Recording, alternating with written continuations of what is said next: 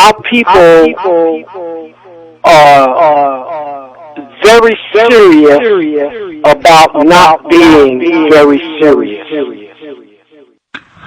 Context of White Supremacy, Gus T Renegade and Justice in for another program.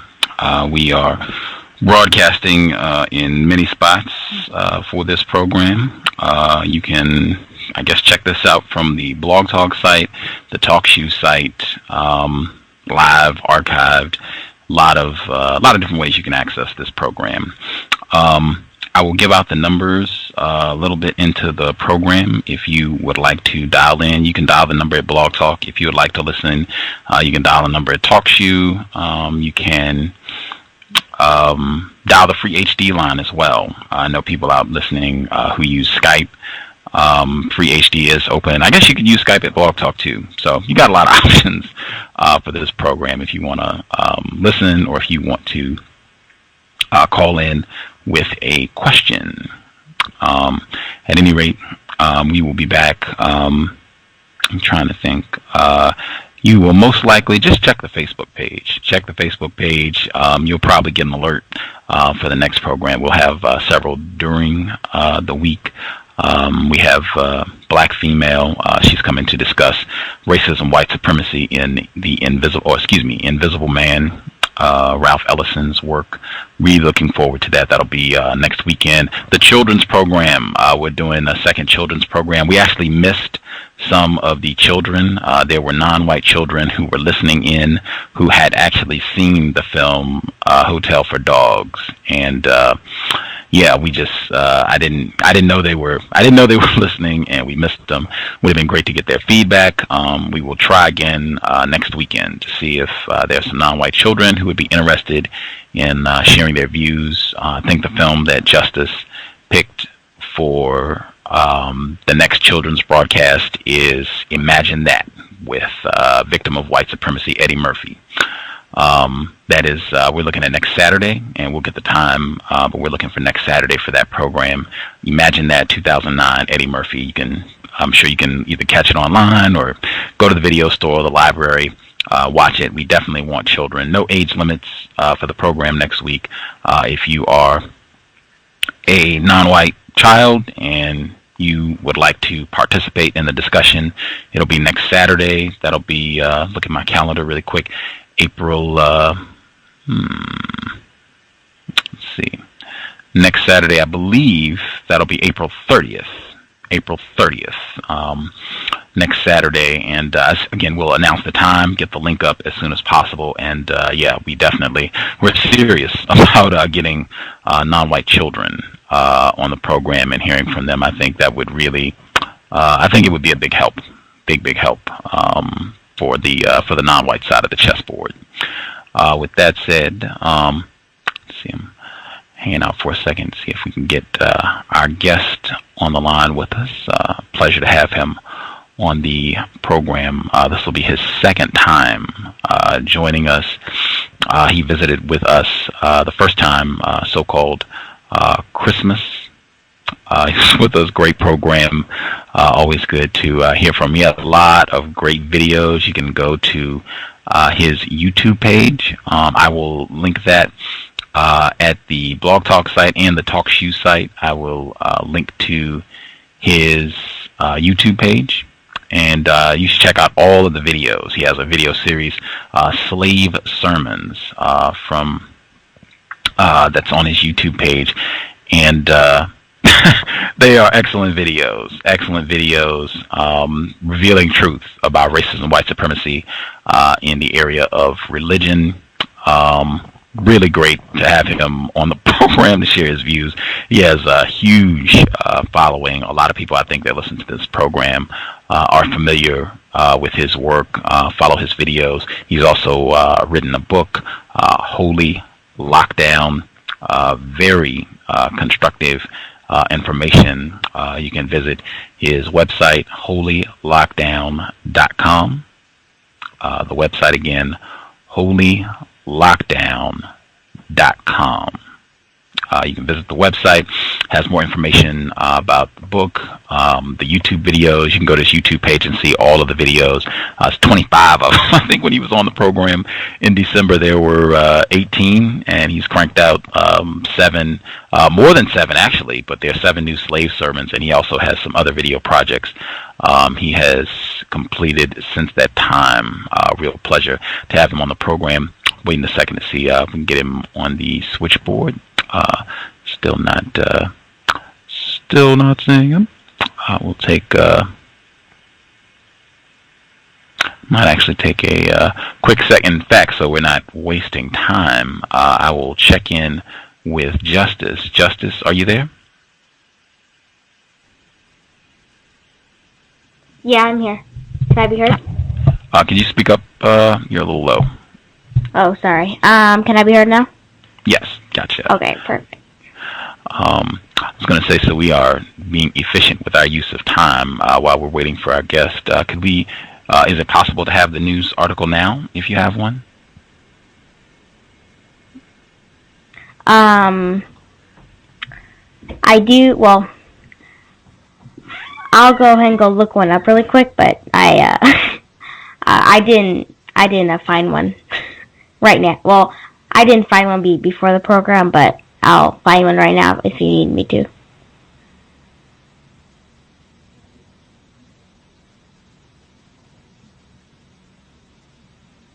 Gus, are you there? Yes, I was trying to multitask and not doing a good job. If you do have the news report, if you think you can get it in maybe 2 minutes, that would be great. If you think it's going to take longer than that, then don't worry about it. We can save it and do it later in the program. Well, I have to find one. Oh, okay. Don't worry about it then. Don't worry about it. I think we're pretty much there. I'll find one really quick that's related to the program for today, and then, yeah.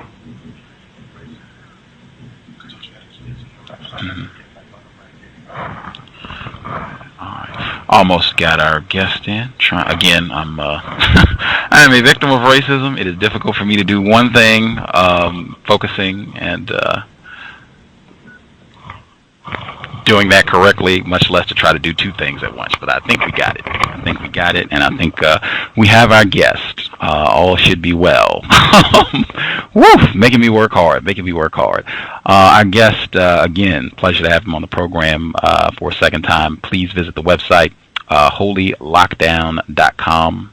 Again, holylockdown.com.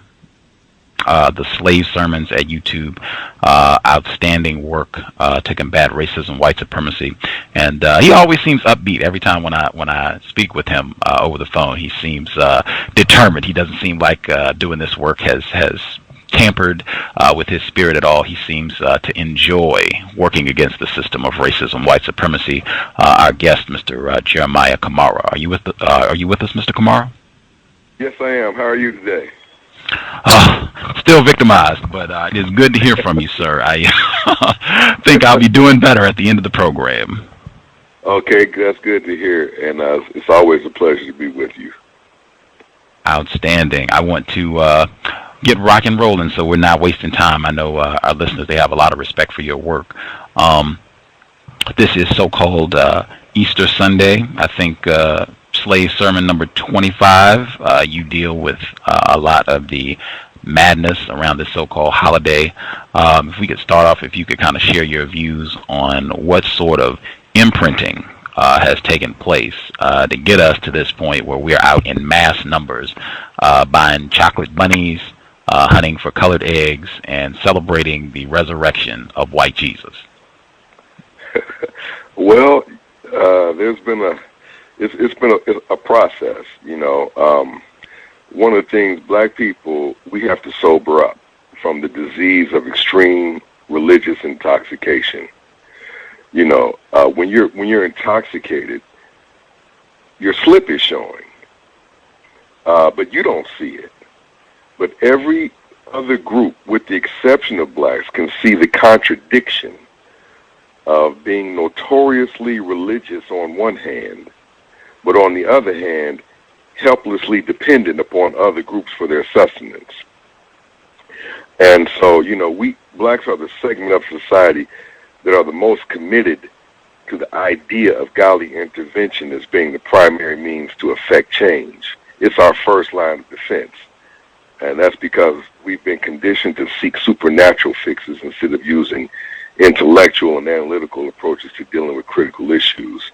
So today, you know, this is just a reflection of a people who have once been enslaved, once been conquered, who have been colonized, who do not control any resources, and are essentially powerless, and therefore will believe everything that their former owners and enslavers have told them. And you know, this is the result of what you see today. We're out in droves, we're out in masses. Many people do not even think twice about it. It's automatic. You know, the bunnies and the eggs and things like that. So this is a result of our disease. It's a disease of religious intoxication, and you know, we have to sober up from that. Outstanding. Before I want to pitch to my co-host Justice, she's also with us, but if you have a whole separate slave sermon that deals with the process of imprinting, can you talk about that and how that relates to black people and this religious intoxication that we're suffering from? Yeah, sure. I think, if I'm not mistaken, I think that might be episode 22 or 23. I think it's 22. It's called Scrambled Eggs. But anyway, there was a gentleman. His name was Konrad Lorenz. He was an Austrian animal psychologist. And what he did was he separated half of gray lag geese eggs, and he put one half into a man-made incubator, and then he put the other half of these eggs in to allow them to incubate naturally with their mother. Well, when the eggs hatched, the eggs that hatched from their mother naturally, the geese began to follow their mother, you know, out into the water and do what geese do. But when the eggs hatched from the incubator, the first image that they saw was Konrad Lorenz. And so they followed him into the water. They began courting him.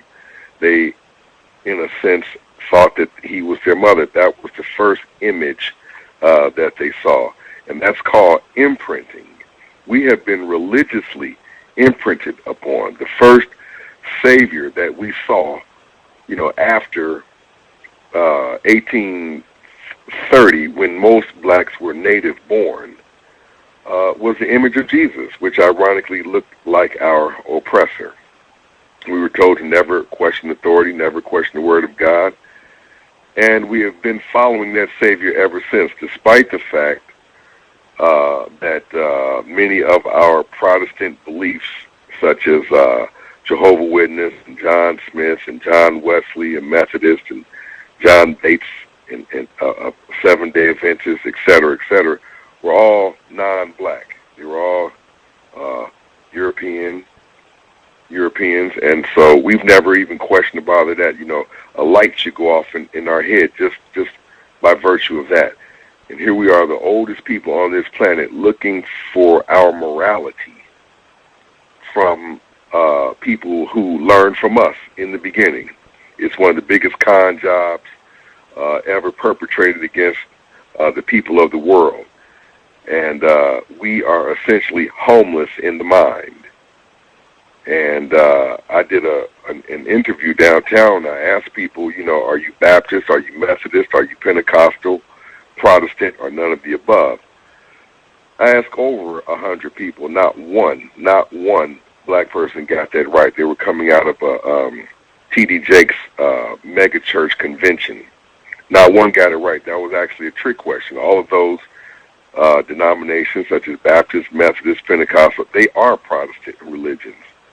And so it's just the fact that we have been religiously imprinted upon, and that's, you know, the Savior that we've been following ever since. And today is one of the biggest, you know, religious days in the world, you know. And if we were trying to get off the drug of religion, today is one of those days that will certainly make you relapse. Wow. Wow.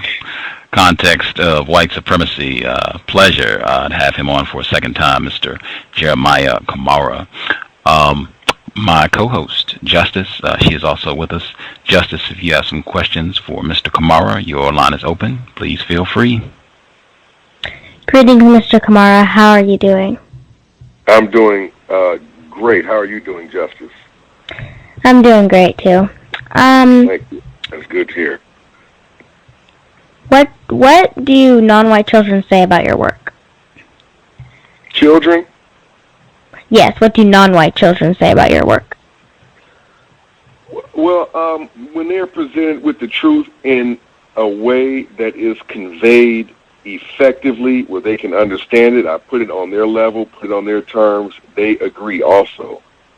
You know, I mean, it should be plain to a child that no one rose from behind a tomb after 3 days, that no one called Joshua made the sun stand still, that no one walked on water. All of these things are taken literally by intelligent adults, but children even know that this is ridiculous. So that's why you see this generation of children is perhaps goes to church the least amongst any generation previously, because this whole thing is just, it's got to stop. We've got to wake up. And I like the spirit of today's youth. They're really looking at this thing with a much more critical eye, simply because we're now in the age of information. And when you enter into the age of information, it is incumbent upon us to be informed. It makes no sense being non-informed or uninformed at this stage in our sojourn here in this country. This is the 400th year anniversary of the King James Version Bible. And look at the symbolism in that.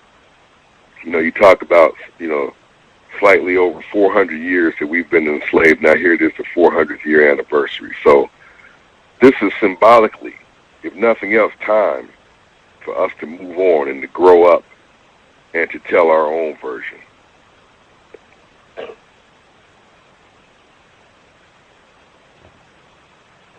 How does Christianity affect children now? Well, there's a movie that I did. You can go on my website under Camara's Classics, and there's a movie that I did called The Death of a Star. And what The Death of a Star does, it basically, once children, when they're small, they're pure, they're free, they're unafraid, they're liberated, they're high-spirited, and they're ready. But once you introduce them to Christianity, now you have all this blood and gore. You introduce them to poisonous toxins, demons and hell and fire and resurrections and crosses and, all of these symbols and creeds and scary, nonsensical things are introduced to them, and it thwarts their ability to learn. It actually hinders their progress, their growth, their potential as a human being. We are all essentially made of the stuff of stars. The iron in our bodies, the calcium in our bones, the oxygen in our lungs are basically come from nuclear fusion in stars that died out millions of years ago. We are that stuff. And so therefore we have infinite potential. But once we're introduced to a finite Jesus, a finite religion, it stifles us. Just like Manly Palmer Hall once stated, never trust a person who claims to have found it. Always trust the person who is seeking the truth, not the one who claims to have found the truth. Because those who have claimed to have found the truth are like those who are entrapped, are those essentially who are entrapped in religion, because religion discourages learning. It discourages that you learn and discourages that you question it. And so we have to be very cautious of that. But the children seem to take my message very well. I have no problem. All they do is just put on their hat of common sense, and they're able to receive it quite favorably. Wow, I think that's constructive. Where can online people go for help when they experience Christianity? Well, that's a good question. Well, it's still happening now, but I think it really reached its peak during the Columbine school massacre. I'm not sure exactly what year that happened, but it's been quite a while ago. But during that Columbine school massacre, you saw these grief counselors that were coming from all over the place to counsel these children who had experienced this trauma. And there's a lady, I'm not sure what her name exactly is. I can't remember, let me say that. But you can go on my website at holylockdown.com. And she is actually a counselor to help people get over their religious addictions. People who have come into the knowledge that Jesus never existed after they've been paying this money all of these years, after they've been, duped and hoodwinked and tricked all of these years, and they're coming into this knowledge. They actually have a sense of guilt and just disgust from all of these years of being misled. And so they're grieving the loss of this Savior that they thought existed, of this religion that they thought was valid. So what I'm finding is that in many parts of the country, there are grief counselors that deal strictly with religion, counselors to help you get over this religious intoxication, just like you would, to go to an AA meeting. And help you to get over it. There's essentially 5 stages of grief, whether it be alcohol, whether it be drugs, or whether it be religion, which many people consider, alcohol and religion, and drugs really the same thing. So maybe you can find one, in your local area. You can Google it, go online and see. But there are people that are now helping people to overcome their addictions to religion and the trauma that religion has caused them psychologically over the years. It's a very insidious institution. It appears as though it's good. It appears as though it's helping us, because if we live in the so-called hood, and it's not very appealing on the outside, you can always go into the church and find cleanliness. It looks good. It smells good. People are dressed up, etc. And so it appears as though it's good, but it's really doing us a disservice psychologically. But I'm sure you'll be able to, especially in the near future, you're going to see many, many counselors that deal with, the trauma that religion has caused. They're going to become more and more popular as the years go by. Can you make some videos for children so they can understand racism, white supremacy? Yeah, I did one for children. Why don't you go to the website and look at the one called Death of a Star? They can really understand. That's very comprehensible. I think it's on a child's level, but I'm glad you brought that up. And if it's not on a child's level, take a survey, see what they think about it. I'll do my best to try to make one that is on their level. That's a good point, and I do want to reach them. They just have to probably get away from their parents for a little bit, to be able to reach them, because a lot of parents, if they found out that their child was actually, interested in finding out more about their belief system, then they would frown upon it. But that's a good. I'll take that into consideration. Thank you for pointing that out to me.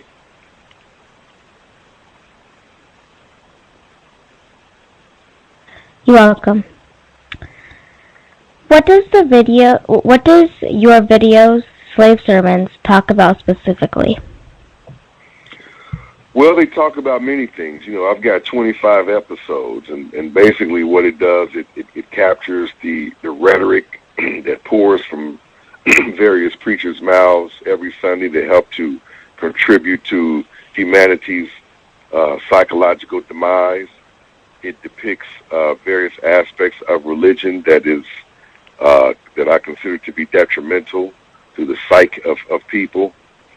It does many things. I decided to create slave sermons because it's one thing to talk about it, to write about it, to lecture about it, but it's an entirely different experience to actually see our preachers in action, to have a visual sense of the injurious effect of Christianity. We were affected primarily through visual means.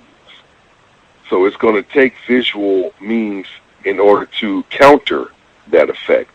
We were stricken with a Jesus that looked like our oppressor, and they inculcated us with images and bombarded us on a daily basis. One myth is that blacks were given the Bible. We were not given the Bible because many of us could not read. We were given Jesus, and we were given the story of Jesus.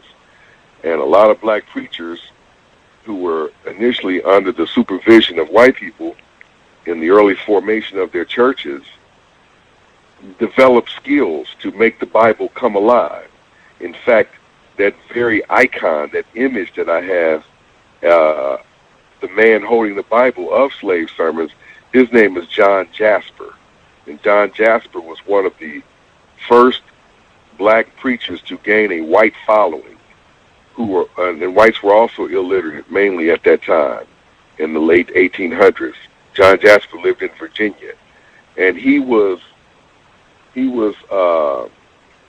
one of the first people, like I said, that not only have a white following, but he made the Bible come alive. He made it breathe. He actually showed you through his vivid speeches, how the Jordan River parting and the Red Sea parting and Jesus walking on the water. He made it come alive. And so this was very important. So this is what I try to capture in slave sermons. I try to make some of the religious fallacies that we uphold, and some of the religious doctrines that we espouse. I try to get us to see the contradiction in it and the fallacious nature of them by making it come alive through various images and through narrating it.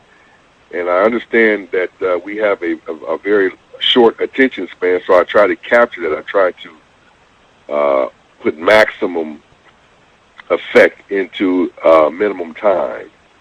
And just from the hits that I'm getting, people tend to enjoy them. And I do have a billboard that will be here in Atlanta next week, of slavesermons.com. That's another way you can reach the website, which will be totally different. The website's going to be revamped within a week. So I do encourage people to stay tuned and revisit the website, and they will see more blogs and more content and scheduling and where I will be and things like that. So I just encourage people to tune in, but you can reach it not only at holylockdown.com, but jeremiahkamara.com and also slavesermons.com.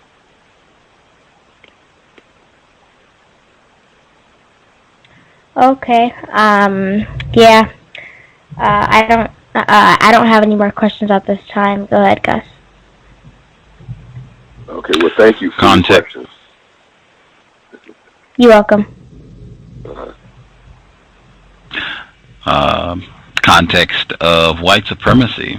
Let's see. I want to enjoy the program here. I was checking out your videos and looking at some of the newer content that you have, some of the more recent slave sermons, and you did a project where you were talking about how church is anti-intellectual, and it sparked a memory of a book that I really enjoyed. So I want to throw a pop quiz out, see if you recognize what I am reading. I'll read you a brief paragraph, and I think you will agree with the sentiment. Your video reminded me of this passage. The important role of religion and the Negro Church in the social organization of the American Negroes has been due to the restricted participation of Negroes in American society. And as a consequence, the Negro Church has left its imprint upon practically every aspect of Negro life. The Negro Church has provided the pattern for the organization of mutual aid societies and insurance companies. It has provided the pattern of Negro fraternal organizations and Greek letter societies. It has provided the pattern of administration and control of the Negro schools so far as they have been under the control of Negroes. Since, as we have seen, the pattern of control and organization of the Negro Church has been authoritarian, with a strong man in a dominant position, the same pattern has categorized other Negro organizations. The petty tyrants in the Negro churches have their counterparts in practically all other Negro organizations. As a consequence, Negroes have had little education in democratic process. Moreover, the Negro Church and Negro religion have cast a shadow over the entire intellectual life of Negroes and have been responsible for the so-called backwardness of American Negroes. Sometimes an ignorant preacher, backed by the white community, has been able to intimidate Negro scholars and subvert the true aim of an educational institution. I will stop right there. Do you recognize this passage? Oh man, I've read so many passages, but is that the miseducation of the Negro? No, not miseducation of the Negro. That's close though. I think it's in the same vein. Okay. Let's. I don't recall that being the souls of black folks. Nope. Let's see here. I know that's not post-traumatic slave syndrome.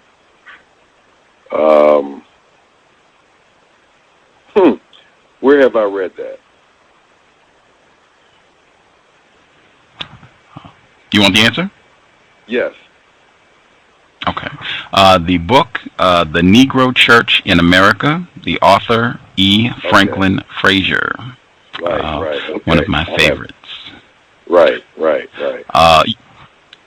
What he expressed in that snippet it reminded me of your work, Mr. Kamara. Do you do you think he was on target with what he was writing about? No doubt about it. You know, I guess let me say this came before my work, so I would say I mimic or reflect his sentiments also. You know, the church it has ubiquitous nature in the black community. It's all over. There's no stone that you can turn over in the black community and not see the church's influence. Whether it be politics, as he stated, whether it be economics or whatever, religion is everywhere, and it really affects us. Because see, very early on in the church, blacks were indoctrinated with perhaps, I would say, the three most insidious biblical passages, which over many generations have become deeply embedded within the black consciousness. And it affects our behavior in all areas of our lives. and one is to lean not unto your own understanding. When you teach a person to not to lean unto their own understanding, what you're doing is you are encouraging that person to underutilize one of the most important organs in their body, which is their brain, which is ironic because you would never encourage someone to underutilize any other organs in their body, such as their liver, their lungs, their kidneys, their heart, the skin, etc. In fact, you would encourage a person to stop smoking so they can fully utilize to the fullest potential the capability of their lungs. The second is to lean on the everlasting arms of Jesus. When we tell a person to do that, we are giving them a lifetime crutch. And as we all know, that people cannot function properly. People cannot function to their fullest potential when they're on crutches. And the third is walk by faith and not by sight. You know, imagine telling a gazelle to walk by faith and not by sight. Imagine what would happen to him. You know, at the slightest sound in a quiet room, our pupils dilate. This teaches us that we are supposed to be aware that we are an animal that seeks to protect itself. And when you teach a person to walk by faith and not by sight, we are priming that person to be gullible, to be exploitable, and to be vulnerable. And this mindset makes us exploitable and vulnerable to other groups, controlling our resources and selling us goods and services inside our communities in the midst of an abundance of black churches. So when we go to every neighborhood in black America and see this same phenomenon occurring in the midst of an abundance of black churches, we can pretty much, you know, assure ourselves that this comes directly from the influence of the church. The church has taught us to not only lean on the everlasting arms of Jesus, but it has taught us to seek supernatural solutions as our first line of defense. And this is why you see that every so-called black leader that comes into our community to deal with an issue will first say, well, let us pray. And what this does is instantly establish a mindset that will now expect godly intervention. And so we have to know that people that are going to do for us, that are going to make a change, are the people that we see staring back at us when we look in the mirror.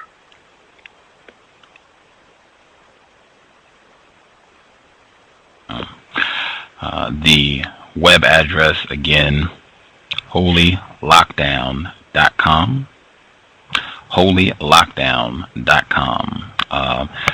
Our guest, Mr. Jeremiah Kamara, he also pointed out that oftentimes just one black preacher backed by some white people could do a lot of damage in the black community. Do you see that pattern still today, where a lot or some of the black preachers are backed in some way, financially supported by white people?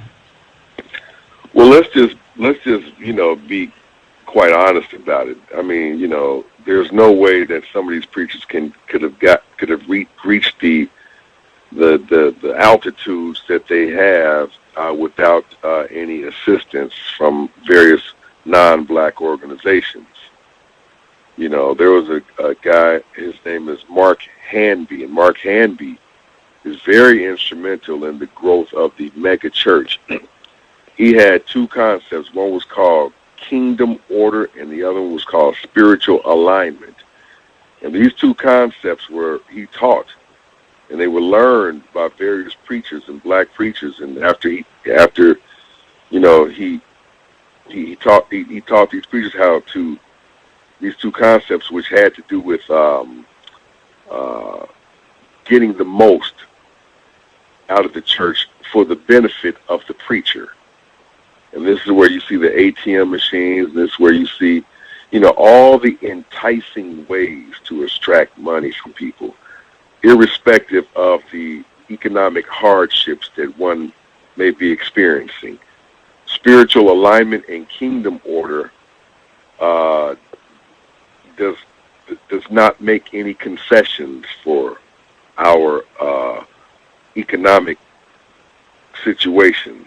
It goes right after the money, and it establishes a sort of power equation in the church, a preacher over parishioner type of equation that it establishes. And so, you have preachers such as Creflo Dollar that says Kenneth Hagin is his spiritual father, and people like T.D. Jakes are indebted to people like Oral Roberts, and they call these people their spiritual fathers and stuff. So they were instrumental in getting them in this position that they're in. So they are indebted to these people. So they don't have a black agenda, because of course Jesus came along and with an all-inclusive message. So it's not a black agenda, which it should be. We should have what Marcus Garvey says, race first agenda, simply so we can get out of this hole that we're in.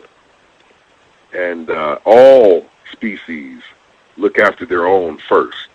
It doesn't mean that you're anti this or anti that. It just means that you understand that your people have special needs. And there's a difference between assimilation and acculturation. And so we've totally assimilated and forgotten those needs, and forgotten why the church, or what we use the church for in the during some of our past movements, as a place to go and strategize and formulate ideas. But now it's just a place to espouse our personal objectives and establish personal relationships with God and worship a personal private Savior in a very public forum, which has nothing to do with the collective state and the collective plight of black people.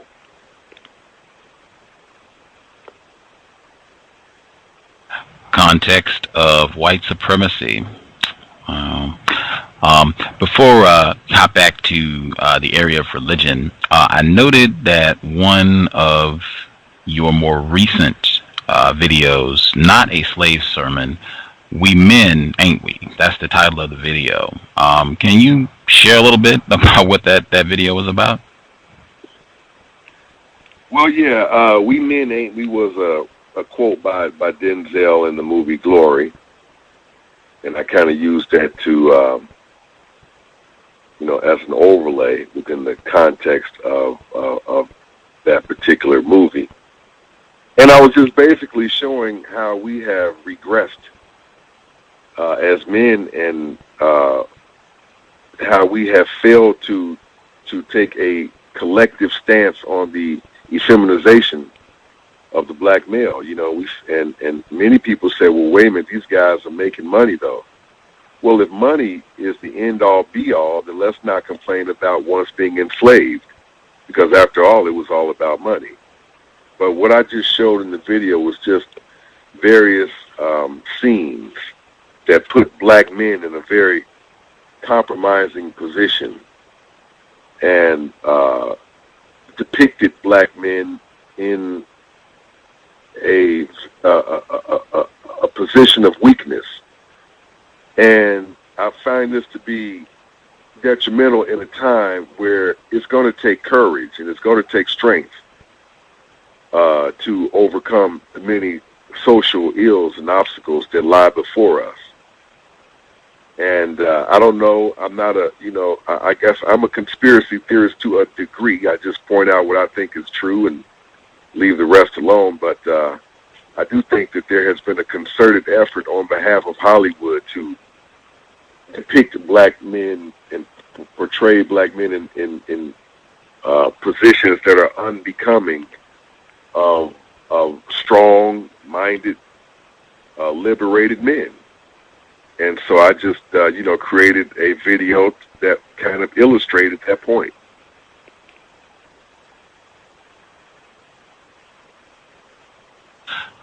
For folks who have not seen the video, I mean, it's pretty impactful because I mean you have some pretty big name stars, quote unquote, Will Smith, let's see, Ben Grimes, Wesley Snipes, Jamie Foxx, Martin Lawrence. Martin Lawrence and Jamie Foxx, Skank Robbers. I think that's about to come out in a few weeks, where they are both going to be robbing banks wearing blonde wigs and dresses. And I think Halle Berry is also supposed to be in that film, but that's supposed to come out next month. Big Mama's House. Big Mama's, the one with Martin Lawrence and the young male, where they're both in a dress, might still be in theaters when Skank Robbers hits the theaters. I mean, yeah. Wow. Well, what has the feedback been to that video? How have people responded to that one? Well, for the most part, it's been pretty positive. You know, this weekend is also the opening of Tyler Perry's new movie. Again, we see him as Medea, and you know he's taken a lot of criticism from Spike Lee, and his main defense is simply, you know, well, the people, this is what they want to see. So, you know, he actually told Spike Lee to go to hell and said that the people want to see that. But now, Spike, to me, was correct in his criticism, but I think Spike has to do a better job at conveying to the people more effectively why he believes that this is detrimental, as opposed to just calling it coonery and buffoonery. Let's break it down to a stronger degree where we can actually understand why this may be detrimental. But one of the things that Tyler Perry fails to understand is that the people who go see his movies are mainstream Black America. But now, the last time I checked, it was mainstream Black America who are marred in a myriad of crises, such as single-parent raising of families, incarceration, drug abuse, educational gaps, digital divides, et cetera, et cetera, et cetera, et cetera. So that does not say much for the people who go see Tyler Perry's movies. You know, we should not support that type of buffoonery. It's one thing to, you know, bring back Flip Wilson one time, but to make Medea an actual brand, to brand this image, and to keep reinforcing it, you know, year after year, is quite another thing.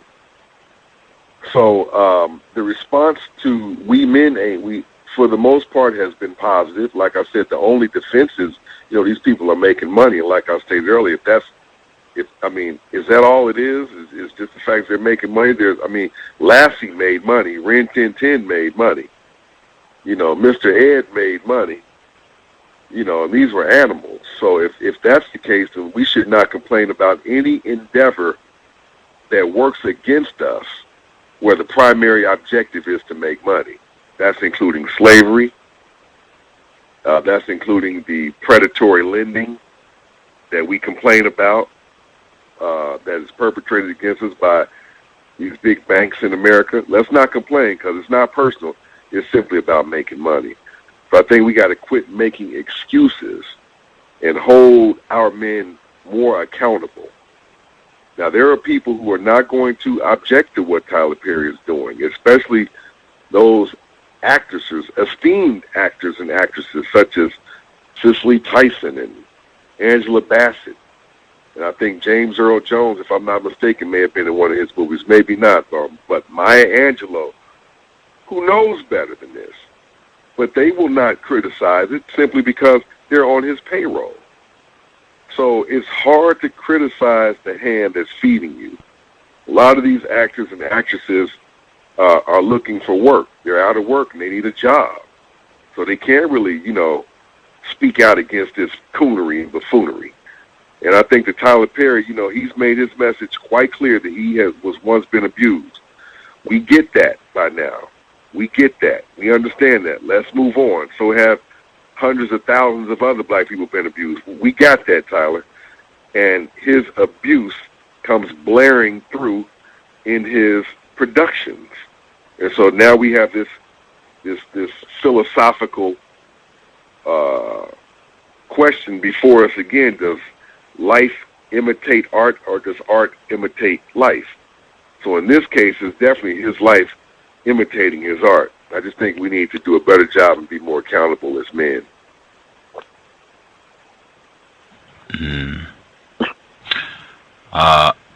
I just got to give credit where credit is due. The Boondocks, in their third season, they did a parody of Tyler Perry's work, and one of the things that I thought was brilliant about that episode is that they did a great job of not only, highlighting the incorrect nature of, having a black male in a dress in all of these films, but they also did a really great job of tying in how these films really push a lot of Christianity. Like, there's a strong element of that, lean on God and pray and everything will work out. And really, like, watching one of those films, I would even ask you, like, what do you think is more damaging with these films? The amount of Christianity that they perpetrate, or the black male in a dress? Well, I think they're equally damaging. One of the things that Christianity has done, it has made us fearful. It has instilled an unmeasurable amount of fear within the psyche of black people.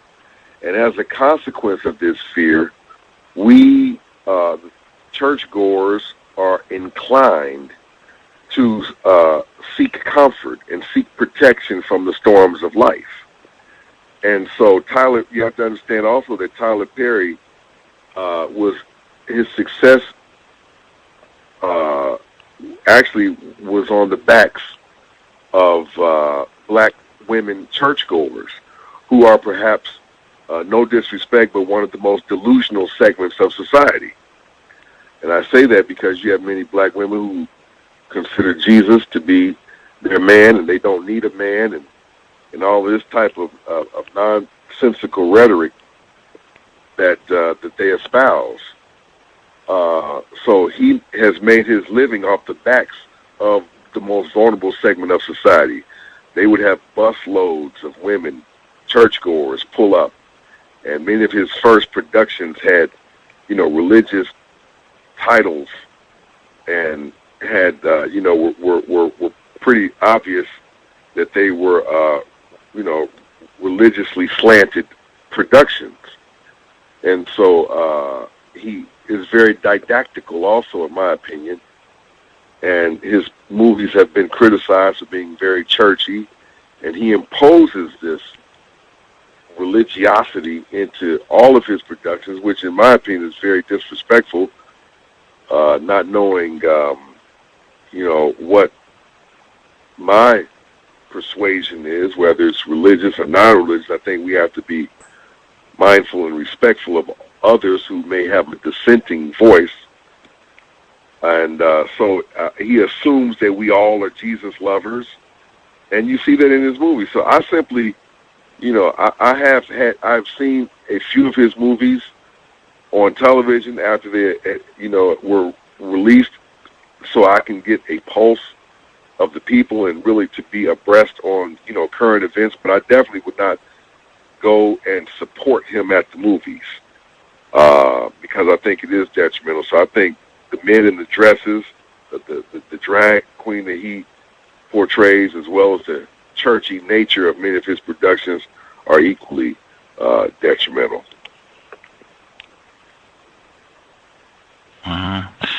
I'm going to double check with Justice to see if she has any questions. But I guess for me, anything you need to know about Tyler Perry's films and whether or not this is constructive for black people. I don't know if people remember The Cosby Show, but little Rudy on The Cosby Show, Keisha Knight Pullman, Tyler Perry had her in one of his more recent films. I think it was in Medea Goes to Jail. He had Keisha Knight Pullman, Rudy from The Cosby Show. I believe she was one of the actresses in that film, and I believe she was a prostitute. I think that just, for me, says everything you need to know about Tyler Perry and, whether or not his films are constructive for black people. See, Justice, if you have any questions for Mr. Kamara, your line is open. Please feel free. In the video, We Men, Ain't We? It says black males used to be men. Can you please explain how black males used to be men, but not now? Well, we go back prior to the Roosevelt era, before welfare was instituted in this country. Black men were in a position where they could feed their families. But now welfare frowns upon families who are married. In fact, I don't even think you can receive the benefits if you are married. And so to me, it's kind of a contradiction. On one hand, that the family is the basic unit of society. But on the other hand, you implement programs to discourage it. Now, even though there may be more white women on welfare, disproportionately it isn't. So we don't even have to talk about that, which I know a lot of people like to bring that up. But prior to that, black men were the breadwinners. And now that these checks come out, when the checks came out, they gave them to the woman instead of the man. So men, we're in a position now. You have this witch hunt of black men, being singled out and targeted and profiled, and this injustice system with all of its systemic causes that create a disproportionate amount of black men in prison, unfair sentencing, the privatization of prisons and everything has significantly led to the decline of black men in society. And so now you don't see the black man in the home like we once did. So we are not in a position to where we can be men anymore, where we can provide for our families, which is our nature to provide. This is one of the reasons why men are physically bigger and stronger, because they were the hunter-gatherers of our family systems. All of that has been taken away, and it's been a concerted effort on behalf of the racist power structure to clip the wings of black men and to morally castrate them and put them in positions where they now are powerless over their own family. If we go back to the plantation also, one of the things that was deliberately reinforced to the black woman was the fact that the black man had no power. When her children were sold, they were sold in the presence of her husband, who was powerless to do anything about it. So this has also led to a mindset where the black woman sees the black man as a weaker vessel. If a alien was to come down to Earth and ask the black woman, who is in charge? What man is in charge? We would be one of the last segments of society that she would mention. She would say white, she would say Jew, she would say the Arab man who sells her the goods in her community. She would say everybody but the black man, because she actually sees us in a weaker position. So it's been detrimental. So I thought that statement by Denzel was apropos. We men, ain't we? Well, we used to be. And in fact, we need to take back our rightful position, and not in the sense of control and abuse, but in the sense of responsibility. A black man who, for some reason or another, was unable to go the distance with his spouse, who now is in a position where he has to pay child support and to no reason of his own, may have lost his job, the court system will then take his license away if he misses a payment. So now how is this man supposed to go and get a job, and, if he can't even get there? So there's all kind of things in place that lead to black men being in subordinate positions. And I wanted to highlight that because I wanted to just emphasize the importance of black men being men and not taking these roles on our own volition and, being discriminate about what roles we will and won't play. And I think we have a responsibility as black men to make, these decisions. So this was my motivation for creating that video.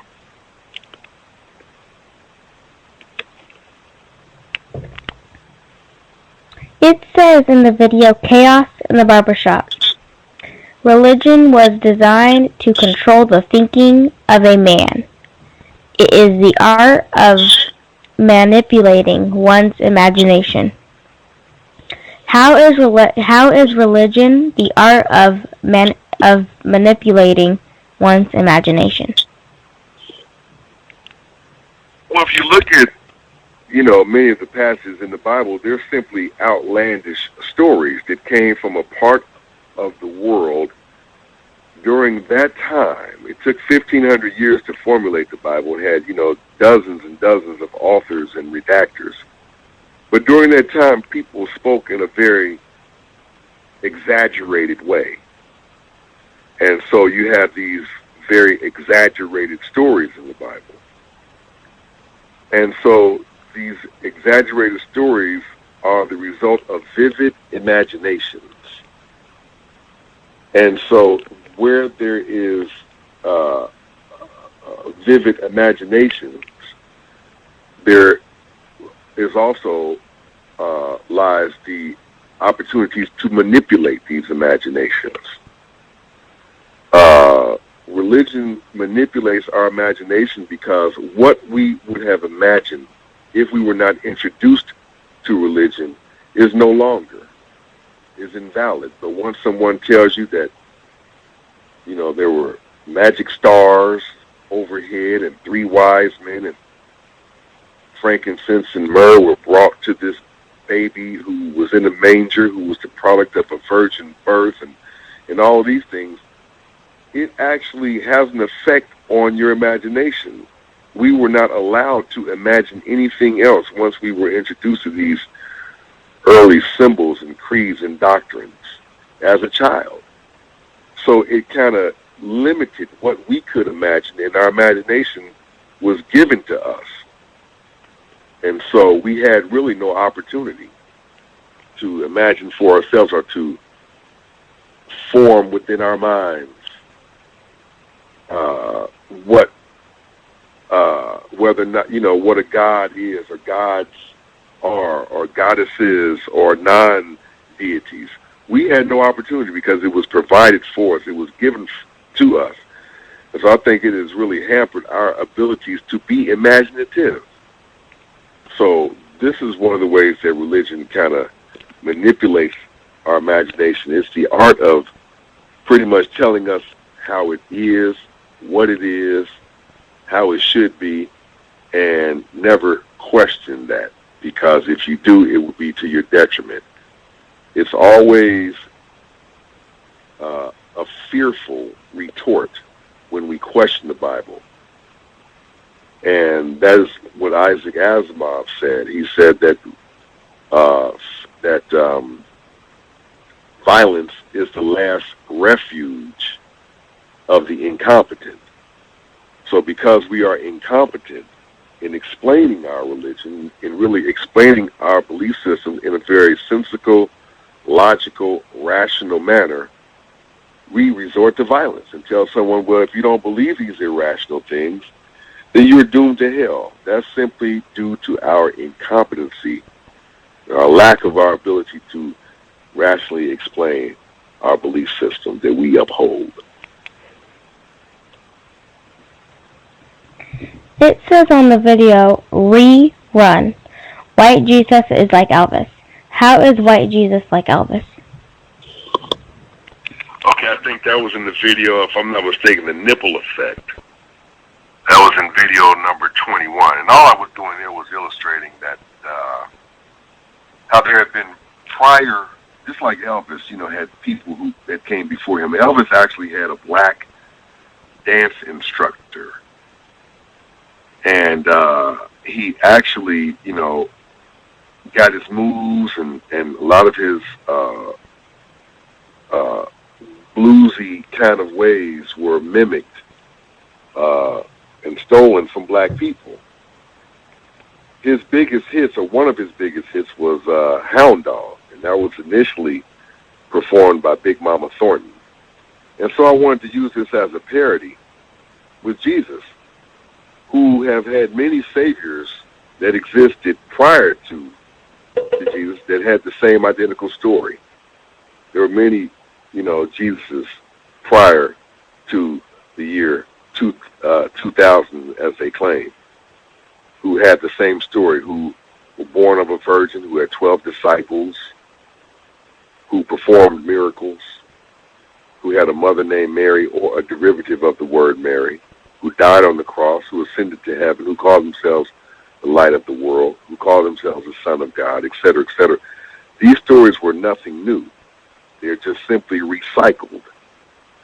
By the time this story was in the hands of the Roman Empire, it was able to stick simply because the Roman Empire was a mighty empire and they had the military might to enforce this new savior on the block, who was created by the Roman aristocracy simply to subdue the militaristic war that was going on and introduce to the Jews who were converting to Judaism, which had a very angry, mean-spirited God, to introduce to them a very soft-spoken, mild, meek, humble, loving, all-inclusive God.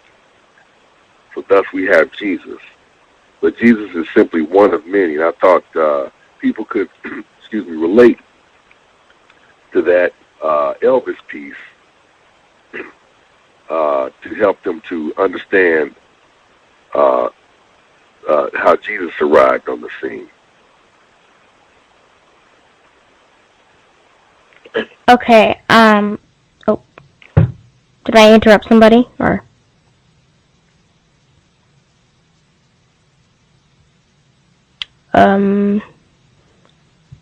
Did I interrupt anybody? No, ma'am. Oh, okay. Just want to make sure.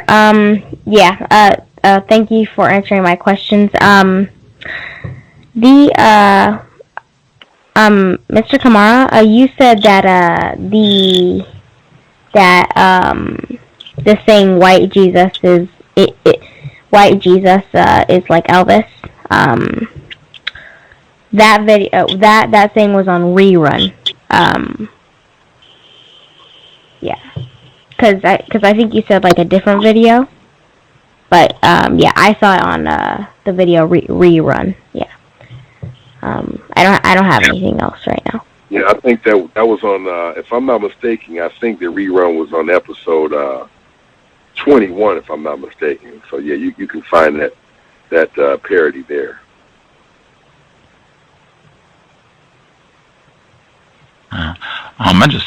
I was curious. You said when you were answering Justice's question, and I think it related to the "We Men, Ain't We" video, you said that the goal is to morally castrate black males, and I just wanted if you could clarify what you mean when you say morally castrate. Well, the objective ever since we come to this country is to break us down, to demonize us, to make us feel, that we are morally bankrupt, to put us in a light to where, you look at the movie Birth of a Nation by D.W. Griffith, where you had the black man chasing the white woman over the cliff. And then you see the news, which basically stands for Negroes Endangering White Society, or White Supremacy, an acronym for that. And you see us always demonized. You see us always in positions that, that tend to demonize our spirit, our morality. You look at what happened to Tiger Woods, who really doesn't consider himself black, but he has the biggest lips on the tour, but yet he doesn't consider himself to be black. But you see how they did him. They put him basically, up on the platform and just simply castrated him, And they put us in all of these various positions to make us look as though, we are just the downtrodden segment of society. Whereas you see, the white males, he's the hero, he's the smartest. The white women, they're the best looking. They're the saints. We saw Malcolm X, the movie, how Spike Lee was clever and looking up the two words, black and white, and looking up the meaning of those two words. And so what I meant by just moral castration is taking that morality out of the equation. Taking the good and portraying us as thugs, portraying us as anything in a lesser light of our white counterparts. And so, to have, black men, dressing up in drag and strutting around in dresses and all of these kind of things, okay, they may have a good message, or a message, some type of edifying message, like Tyler Perry tries to incorporate into his movies, some type of edification. But nevertheless, I feel like it's demonizing us or putting us in a lesser light, just in terms of the weakening of the black man. We have enough women. Let women play themselves. Let them portray themselves.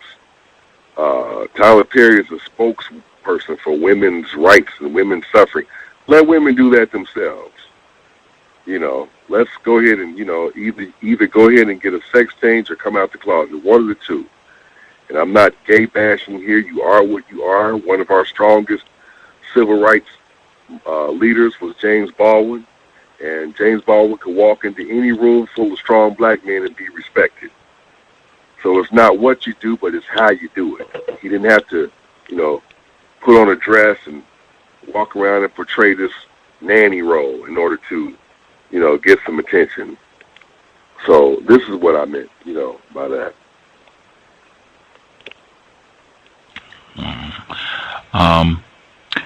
In one of your other videos, and I want to give folks an opportunity to dial in. You can dial in at Blog Talk. That line is open. You can dial in at Free HD. I'll give that number out really quick. 760-569-7676. And the code is 564-943#, and you'll be good. If you want to dial in at TalkShoe, the number over there is, hang one second, I'll give you that number as well. The folks at TalkShoe, I'll give you that number once I'm done with the next. Oh, I do have it. If you want to dial in over at TalkShoe, that number. Let's see.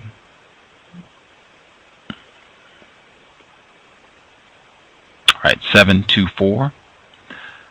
724-444-7444, and the ID is 97250#,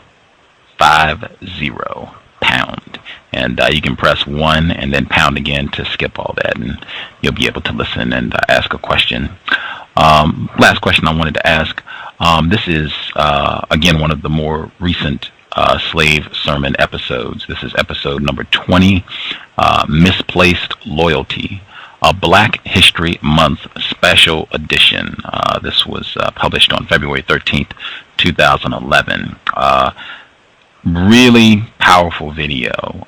Can you tell our listeners a little bit about slave servant number 20? Well, yeah, slave servant number 20 is one of my favorite ones.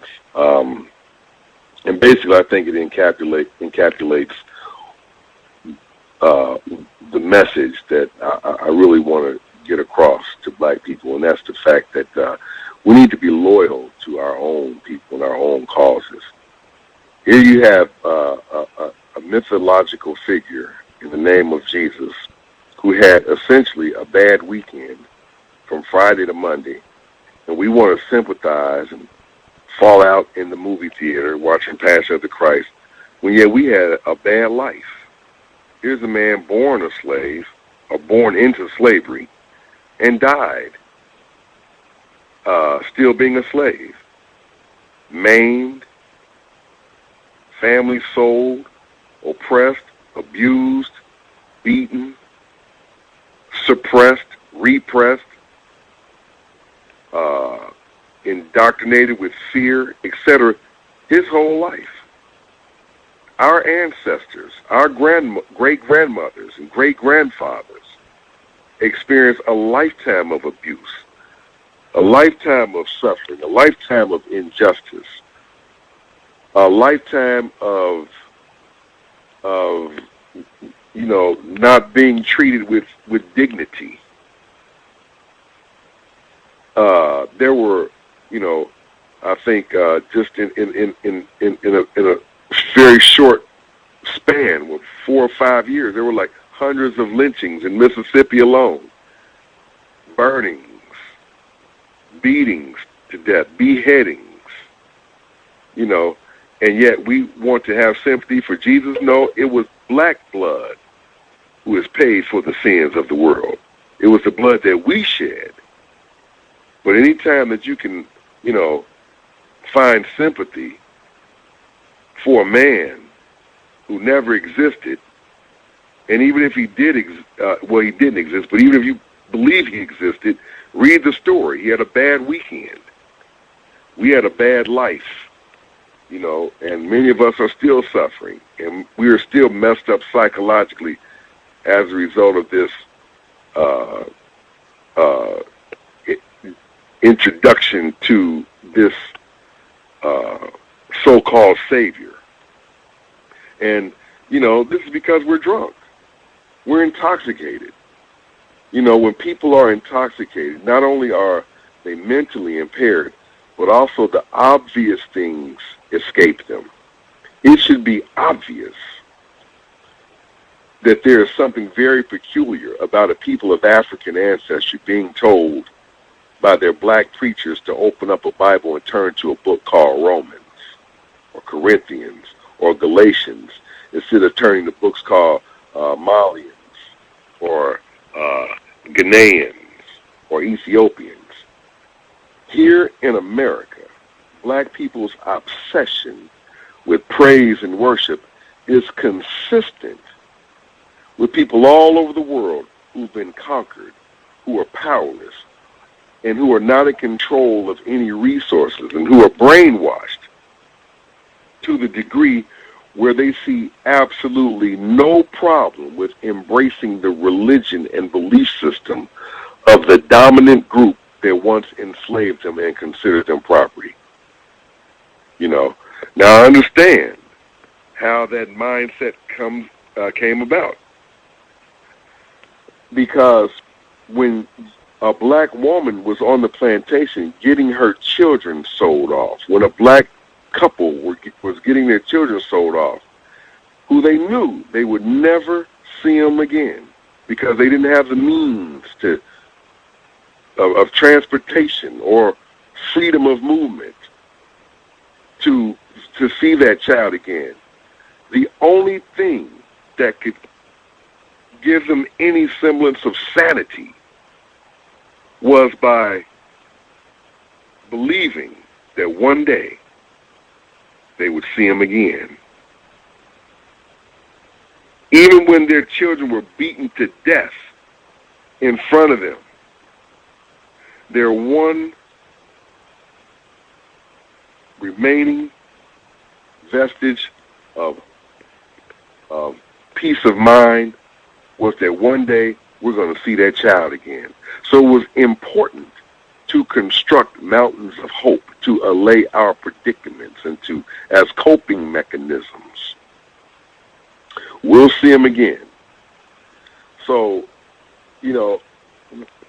it's very clear and understandable how we arrived at this psychological position that we find ourselves in.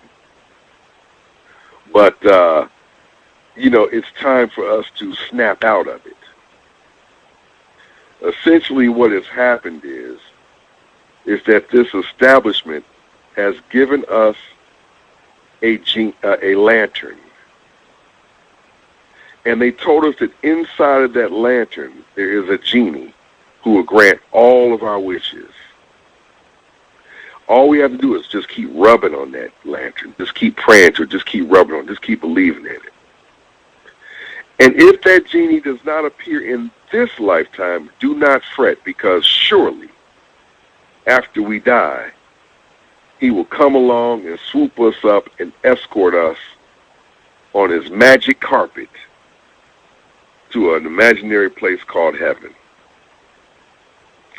And this is essentially what religion is. All religions do the same thing. Human beings are the only animal that we know of, the only species that we know of that is aware that one day they will die. And religion offers us a way out of that. Religion offers us a way to circumvent the inevitable by offering us an imaginary way to live forever.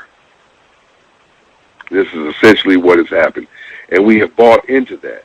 Now, if you buy into that in the context of Christianity, of course, then this is the greatest evidence of an altered state of mind.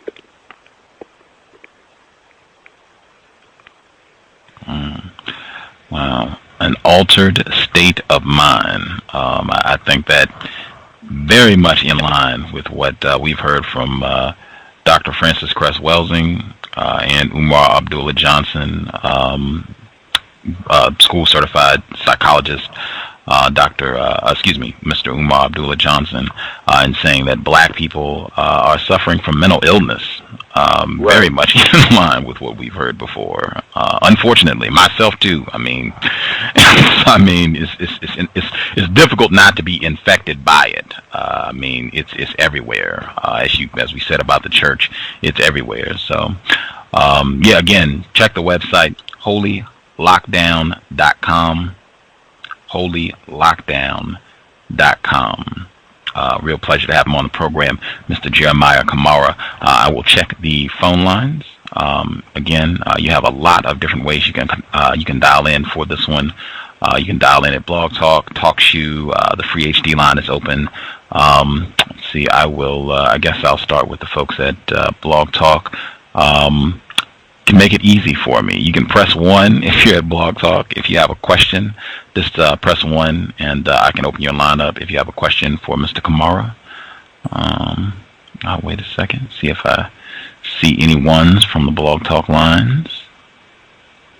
Then I will move to the folks at TalkShoe if I don't see any ones over at Blog Talk. I'm not seeing any at Blog Talk right now. I'll check again. Press 1 if you have a question if you are listening at Blog Talk, and I'll get your line. Going to TalkShoe. Let's see. All right, I'm at TalkShoe. I'll just go. I'll go top down. If you want to call in over at TalkShoe, I've given the number. I might do it again a little later. Starting at the top, this is Prism. Prism, did you have a question for Mr. Kamara?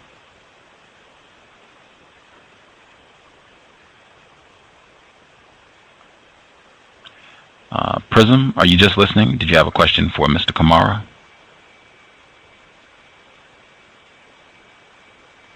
Okie dokie. Person Shaka Zulu. Shaka Zulu, did you have a question for Mr. Kamara?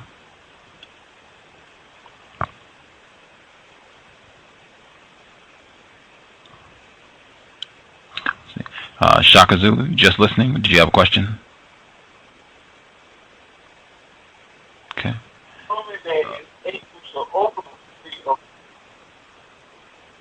Okay, no question. Nessa VP, did you have a question for Mr. Kamara? I'm in a noisy place. I'm okay though, thank you. Oh, okay. Okay. Let's see. Person that dialed in from Texas. Did you have a question for Mr. Kamara?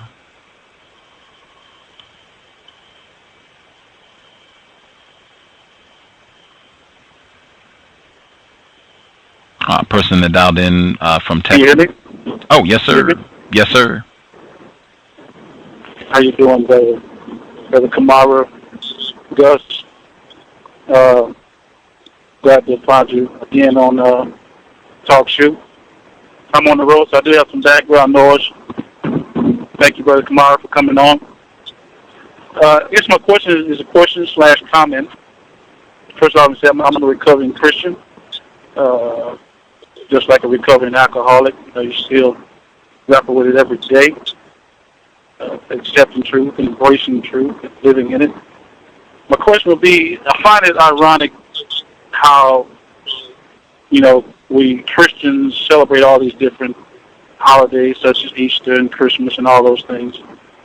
And even when the Bible instructs them, as attributed to Paul, to not be bound down by different holy days and observances. Can you kind of explain the irony in that contradiction, that's embedded in the practices themselves, that even go against the teachings that's in the supposed scripture?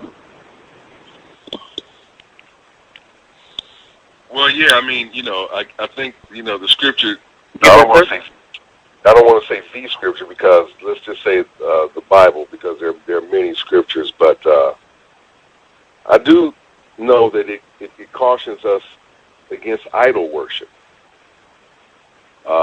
In the so-called 10 Commandments, it talks about thou shalt have no other gods before me. But yet at the same time, you have Santa Claus. You have the idol worshiping in the bunny rabbit. You have all of these graven images in the bunny rabbit and the eggs on Easter, which have nothing to do with the so-called resurrection. When Jesus, as the story goes, when he was on the cross, the accused criminal who was next to him on the cross said, "Remember me." And then Jesus said, I can assure you that you will be with me and my Father in paradise.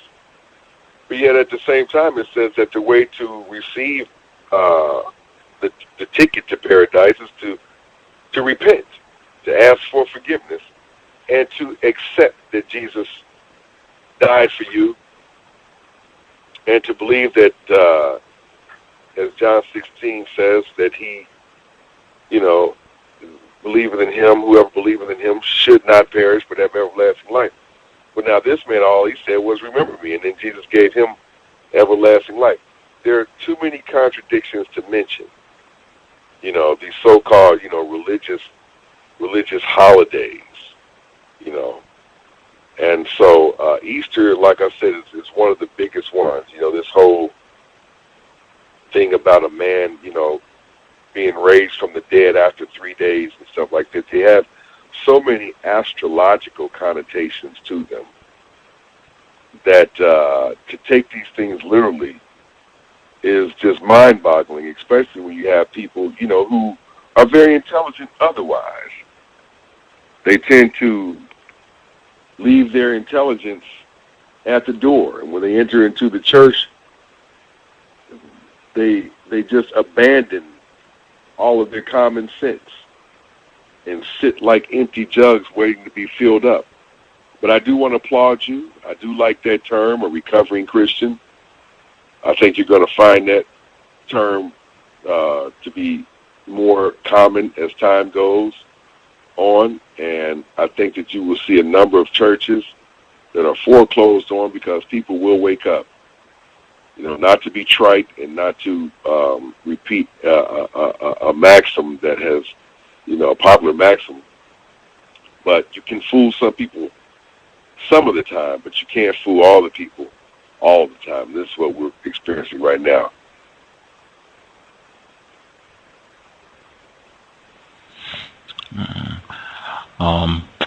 Always good to hear. Regular listeners, good to hear from you, sir. I wanted to check with the people who dialed in at Blog Talk, just in case, because I know at one point it seemed like the switchboard might not have been working correctly in terms of being able to see when people were in the queue. Oh, see, now it is working. Okay. If you have a question and you dialed in at Blog Talk, press 1 and I should be able to get you. Pam, I believe. If you're on the line, Pam, you have a question, your line is open. Yes, I do. Good evening to your guest, Mr. Kamara. Good evening, Justice and Gus. I just wanted to say real quick that so much of what you said resonates with me, and it's encouraging to hear other black people speak, what I consider the truth. I did have a question for you. Considering that today is Easter Sunday, I had different people throughout the day wish me a happy Easter. And I'm trying to think of, and maybe you can give me some suggestions on a constructive way of dealing with all this random, almost just kind of almost mindless things that people say in regards to so-called religious holidays without getting into a confrontation with them about it. I've been trying to figure that out. If you have any suggestions on what you do. Thanks for that, caller, because that's a very good question, very good comment. We all experience that. As a matter of fact, on my Facebook page today, I had quite a few people, to, had the same concerns. How do you address all this mindlessness? Happy Easter. I had some text messages, on my phone today said Happy Easter. And, sometimes I don't even know how to respond. I think sometimes you just don't respond. Because if you do respond, then you're inviting a confrontation because people are not where you are. When you are conscious, there is so much liberation in that, but there's also some loneliness that accompanies consciousness also. But I think that I would rather be lonely and in the minority in how I think than to be unconscious and in the majority, because the rewards are just so much greater than such a liberating feeling. But sometimes we don't even have to respond. I agree. And sometimes that non-response is better than a response. People, they told me, Happy Easter, and I just, I didn't even comment. I don't even, they don't even know what they're talking about. They just, followed what they had been taught for all of these years. When they were little, they hunted for eggs, and now that they're grown, they send their children out there for an Easter egg hunt. So sometimes it's not even necessary to respond to a lot of this foolishness. And if we do respond, or if we ever find ourselves in a confrontation with people who are religious, and we have graduated and are now recovering Christians and are now in represent the dissenting voice, it's always important for us never to become angry or argumentative, because the truth doesn't need to, it can hold its own. So we don't need to respond in any kind of way that, is unbecoming of an intelligent, well-read person. Because if someone was to pass by and look at the two of us arguing, they wouldn't know which one was the fool. So we have to always, keep our composure and state the facts in a very calm, concise, intelligent way, and practice responses to some of the most common questions or common statements that religious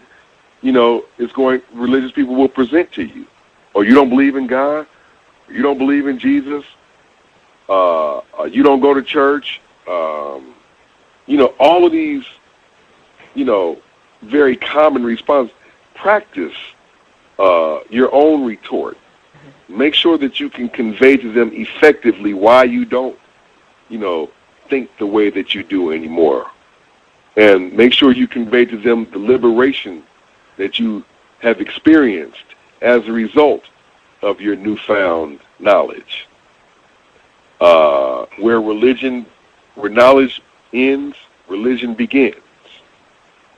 And, this is a time of year where we just remember it's just one day, and we don't have to let them, drag us down to their state of ignorance, just for one day. We can move on and get past this one day that we erroneously call Easter Sunday.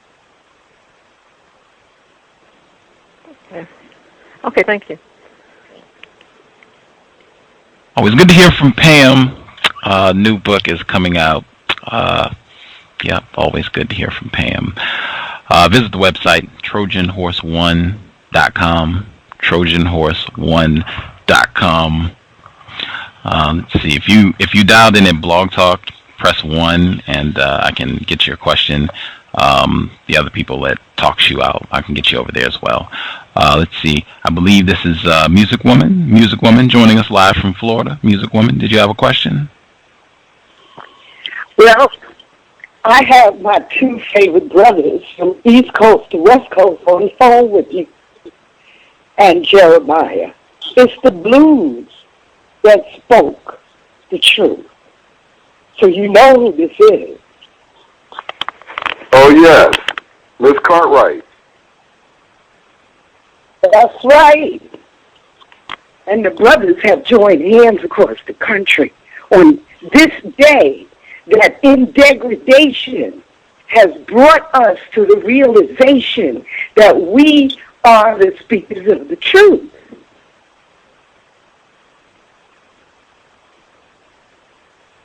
So I thank you, Gus, and I thank you, Jeremiah, for being the channel that are opening up the spaces for understanding our divinity.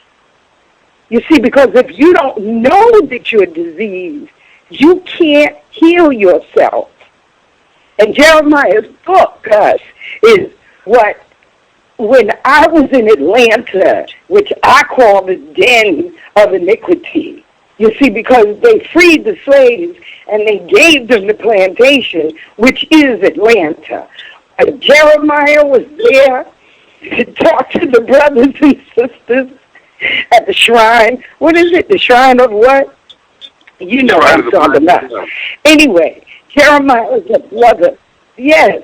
And Jeremiah is a brother with a beautiful black wife, with beautiful black children, who comes to visit me and brings me turkey on that day that they killed all of my people.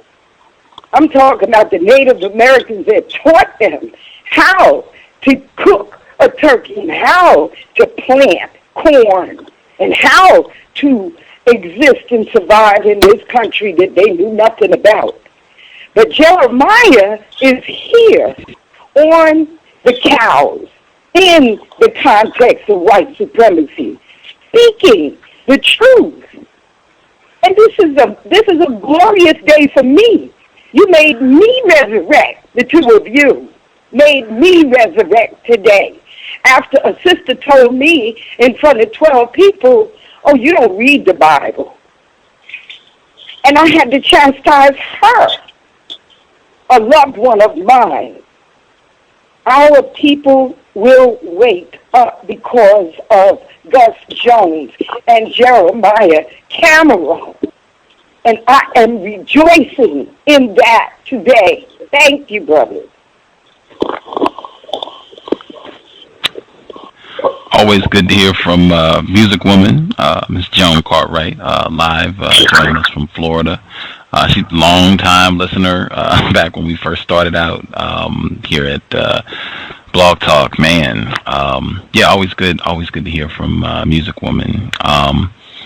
let's see. Justice, she informed me that she had two other questions.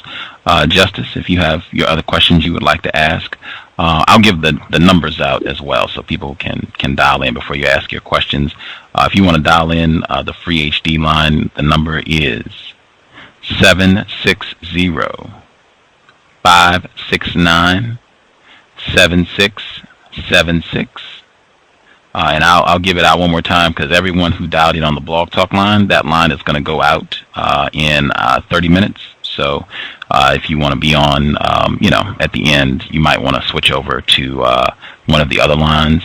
So the free HD line, 760-569-7676, and the code is 564-943.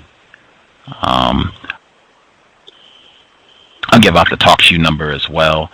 You can dial in TalkShoe.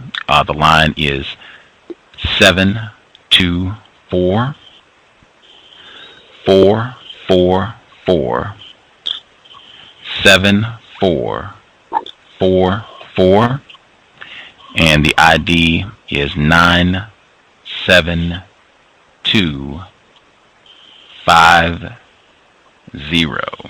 And press pound, then just press 1 and pound, and you'll be skipped. You can hear the program. Justice, if you have your questions, feel free. What are some things that are constructive in working against racism, white supremacy, besides not going to church? I didn't really hear the question. You said, what are some things that are...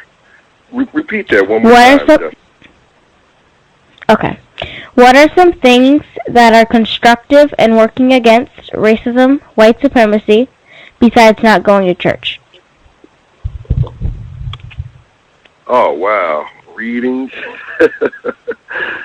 There are so many things. I mean, just taking a stance, standing for something, being aware, cutting back on the television, because that's one of the big most effective instruments to create a negative paradigm.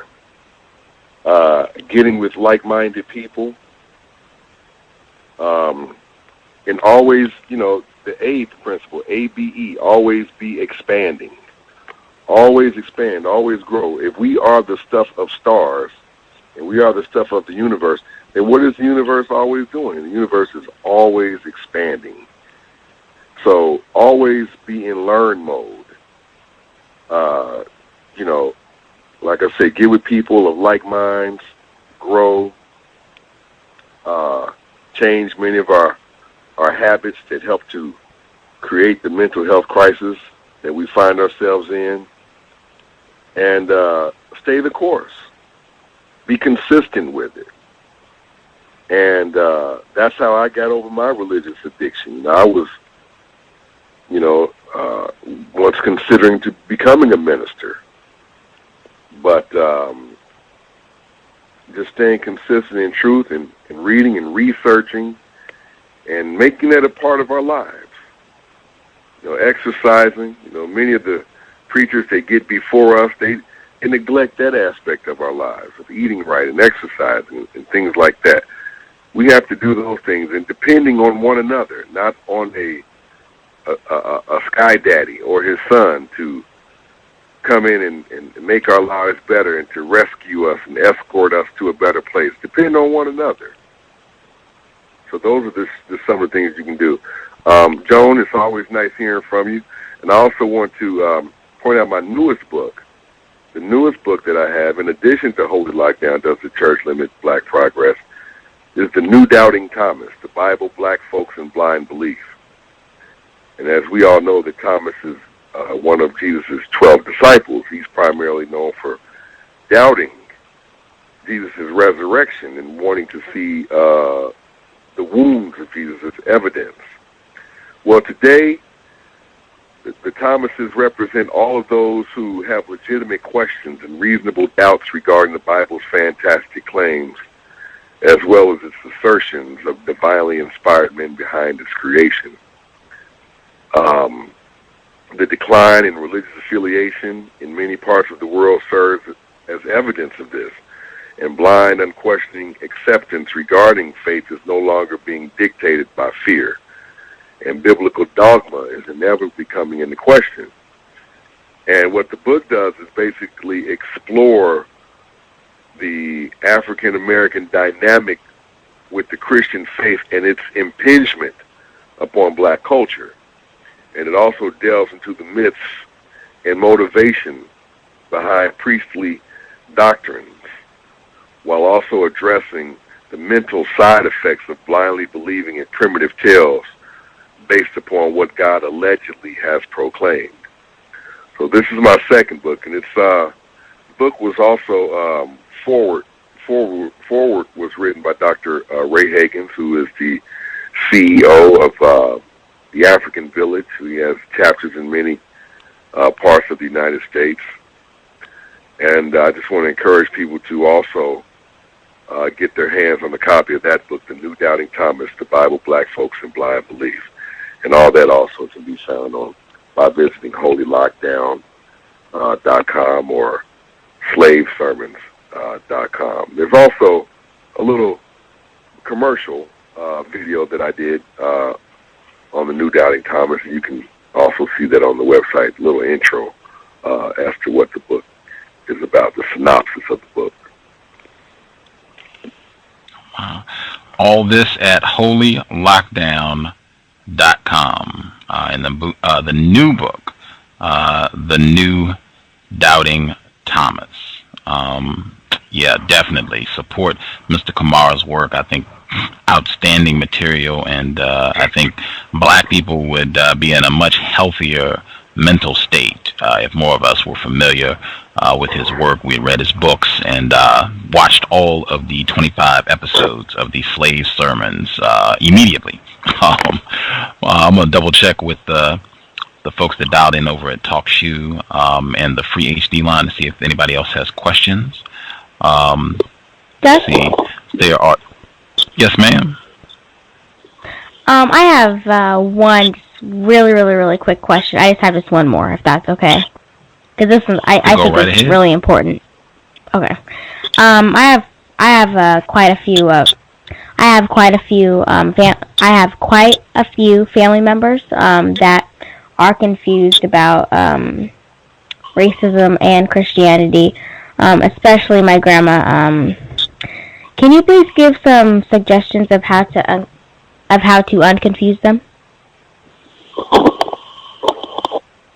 Well, I would really leave that to people who are well versed on the history and motivation behind Christianity. I have a saying that says, leave grandma in her grace. I don't try to convert grandma and great-grandma and people who are up there in age, because they are content and they have settled for the most part, and there are very few elderly people who are willing to accept a new way of perceiving spirituality. And so I would not even, go through great lengths and effort to try to change them.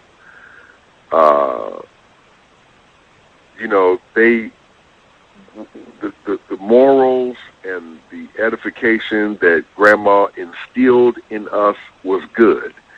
And she did not get that from the Bible. We would have gotten that whether she read the Bible or not, because the Bible did not come along and invent truth and wisdom and righteousness and good. So, that's like, we are the mothers and fathers of society. So to say that the Bible made us moral is like saying that our children introduced us to morality, which we know that isn't true. But I would just try to, deal with people who, are in the newer, the current and upcoming generations, and try to reach them. But make sure that we ourselves have an ability to reach them and convey our messages effectively. Because there are some Christians, regardless of how far-fetched they are and how far removed they are from common sense, still in their own way have a way of being persuasive and twisting it in a way that will even make the non-believer kind of backpedal. So we have to really know what we're talking about. So I would encourage everyone to study the origins of it. Find out where it came from, and then think. Don't neglect that. No matter how much you read, there's no substitute for actually just sitting up and thinking about how nonsensical and fallacious that much of this belief system is. You know, let's think about it. Let's use our wisdom. As I mentioned earlier, let's use one of the most important organs of our body, which is the brain, and not allow anybody to tell us not to lean into our own understanding, which is erroneous, which is an erroneous assumption. So let's do that. But I wouldn't try to convert the elderly members of our family. Thank you, Mr. Kamara. I don't have any more questions at this time, and I really appreciate you coming on this program. Thank you so much for having me. I appreciate your questions, and I appreciate you all having me on the show. I wanted to check briefly the folks that dialed in on the free HD line, the two people that called in from an anonymous number. Did you all have a quick question for Mr. Kamara, or are you all just listening?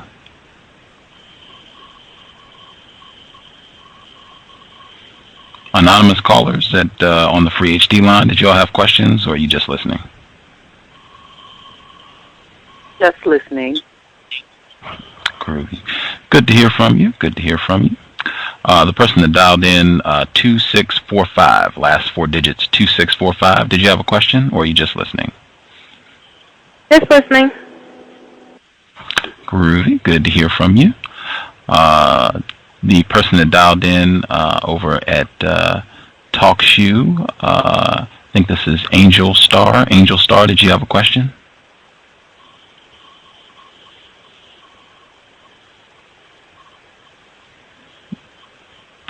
Angel Star, did you have a question?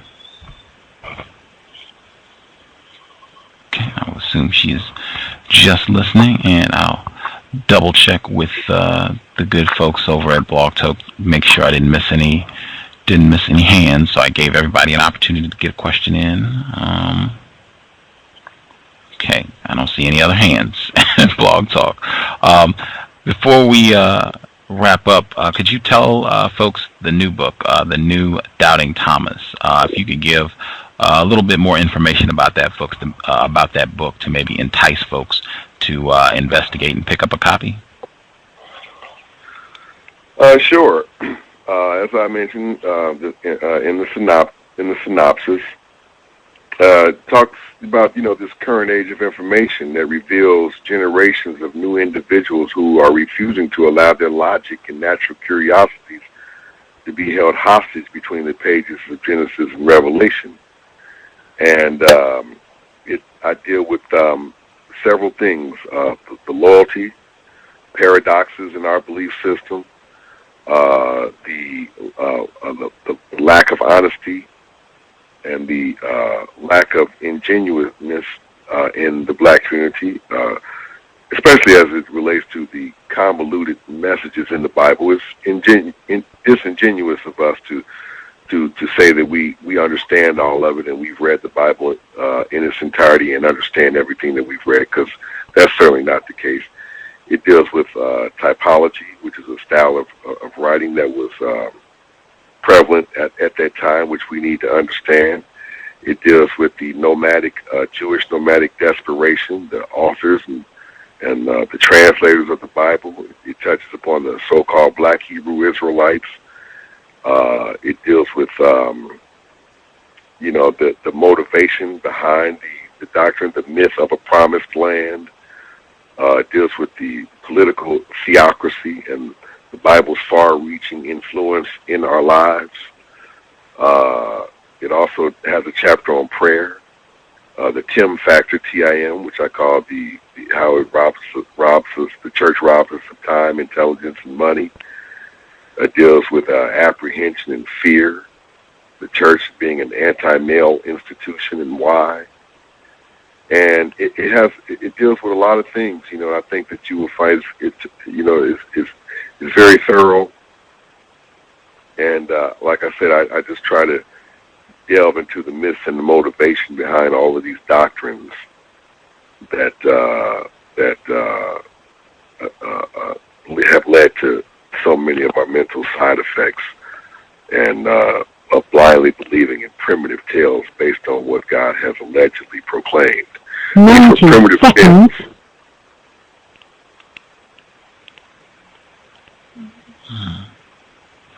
Wow.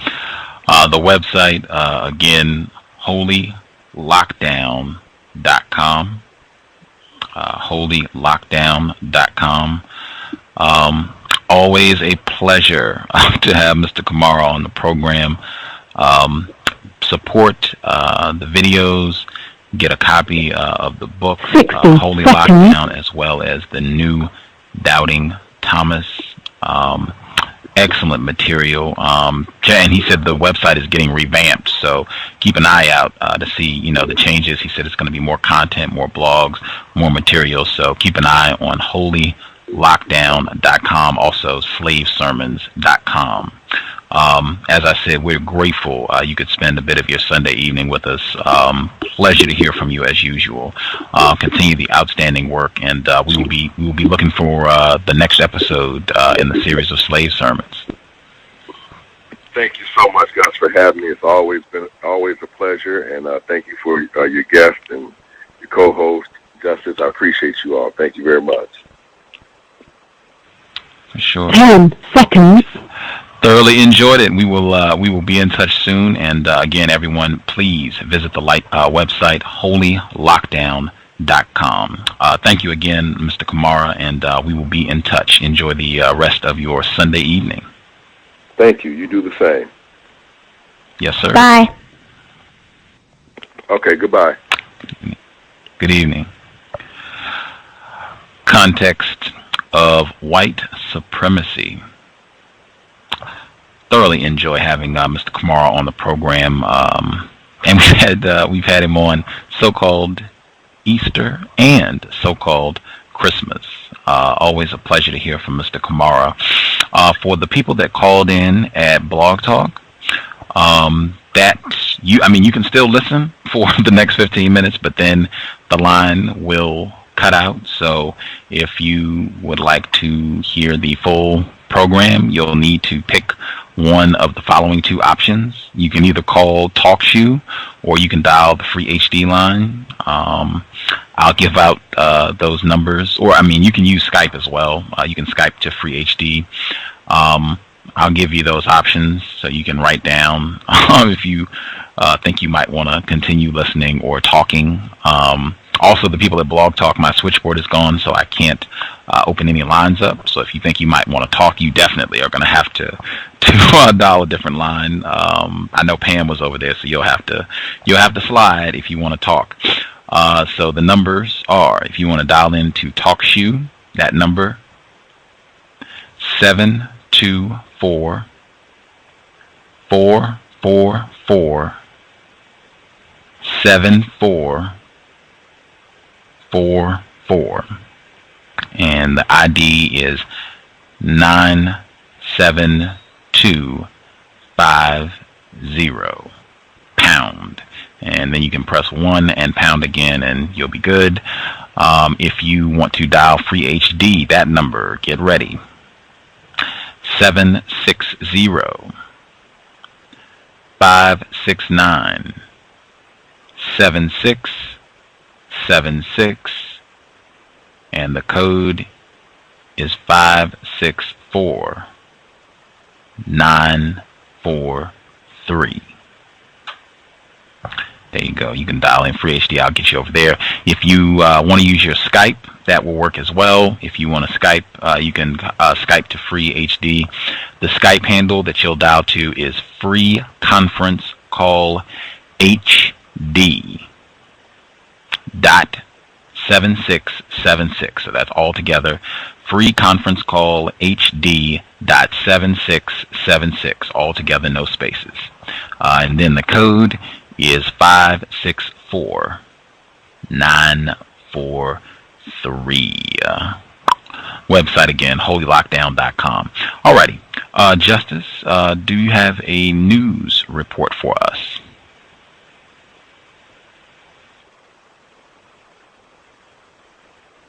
Oh, can I be heard now? Yes, ma'am. Okay, perfect. Yes, I do have a news report. This one is from racismdaily.com. It was published on March 13th of this year. And the title is Mosque Spray Painted with Racial Slur. The Coquitlam RCMP received a report of a spray-painted racial slur, "Sandnigaz," to a local area mosque and Islamic cultural centre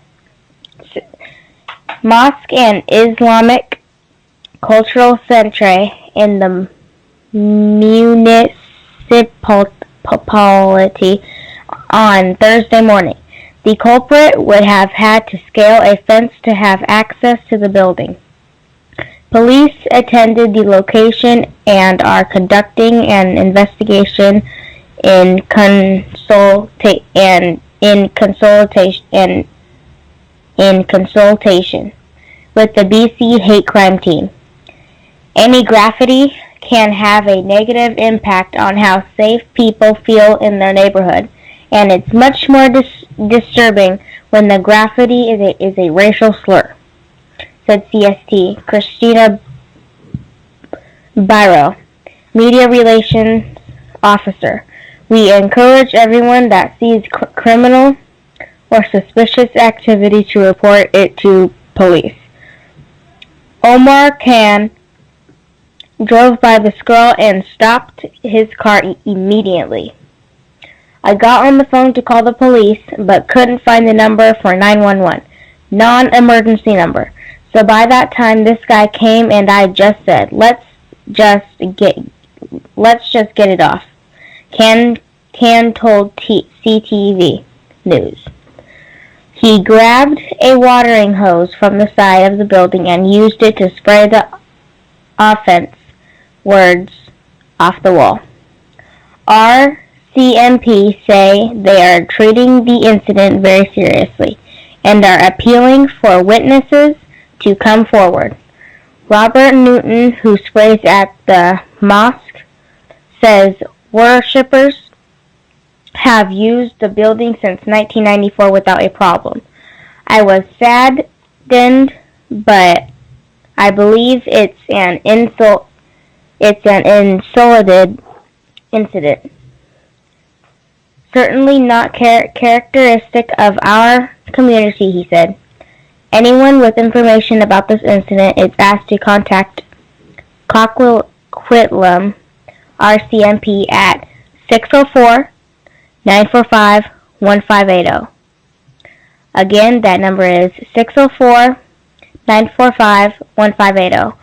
And anyone wishing to remain anonymous can contact Crime Stoppers by phone. 1-800-222-8477.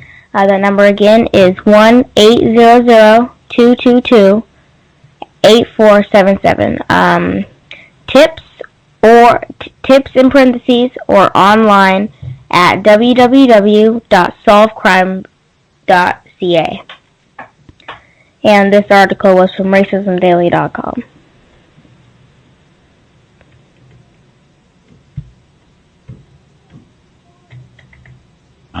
Did you, excuse me, did you have thoughts about that report?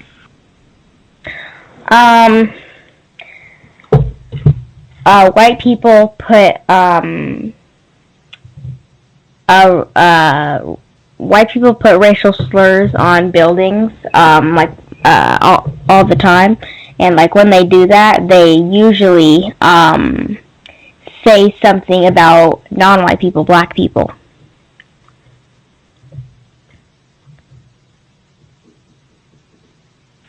Yep. It reminded me of the film we discussed earlier today, Hotel for Dogs.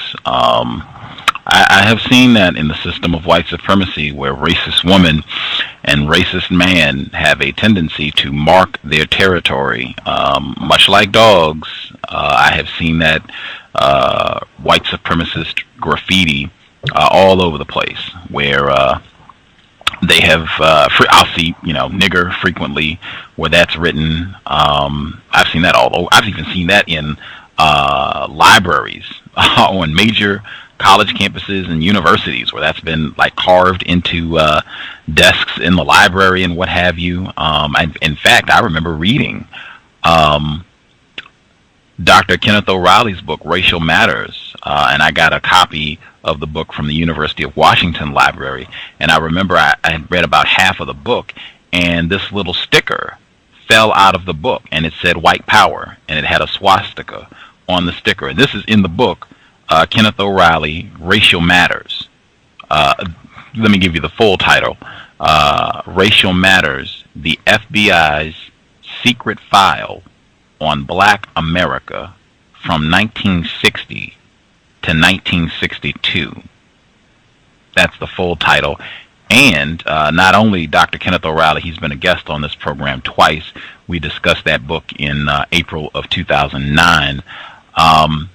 He said that Camille Cosby, Bill Cosby's wife, that when their son was murdered, she is reported to have said, every black person in America should read the book Racial Matters, the FBI's secret file on Black America from 1960 to 1972.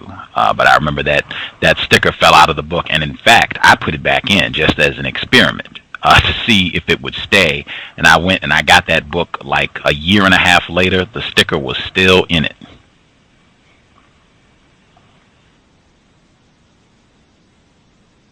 Wow. I've actually never, ever done that before. That's pretty surprising.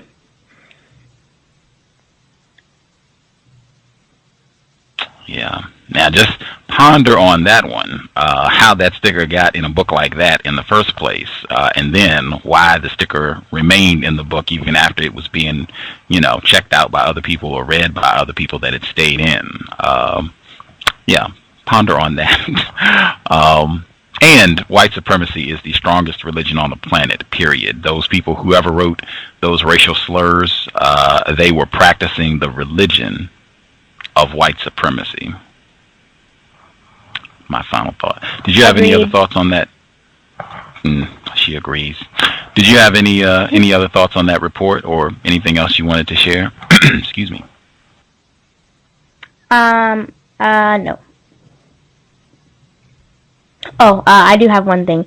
The children's program, again, is next week. The movie that we're going to do is Imagine That, and Gus and I were still figuring out a time, and it's going to be on Saturday, right, Gus? Yes, ma'am. Yes, Saturday, and next week, Imagine That. Imagine that.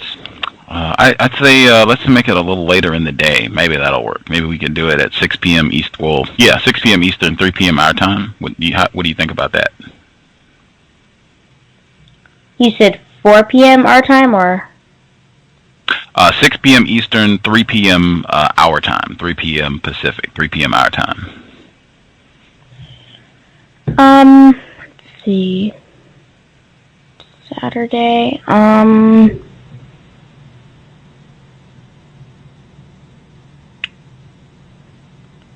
that'll work.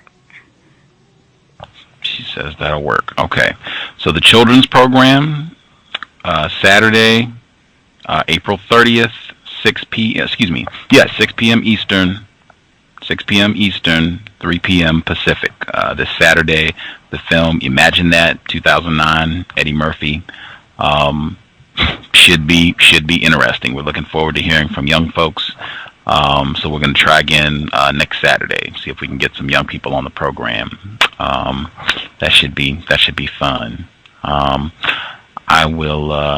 check the phone lines to see if people have anything they would like to share.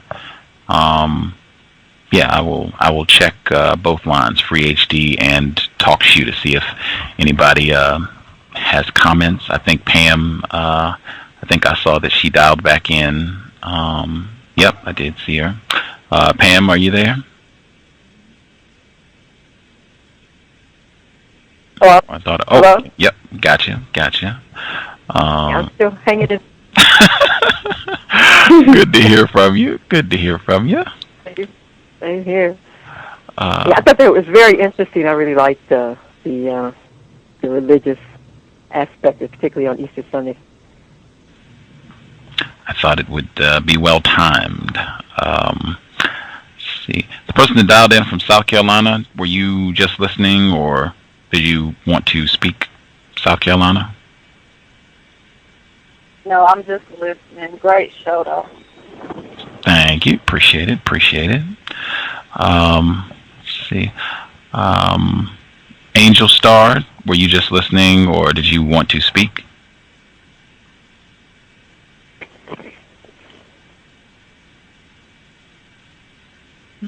Okay, I'm assuming she's just listening.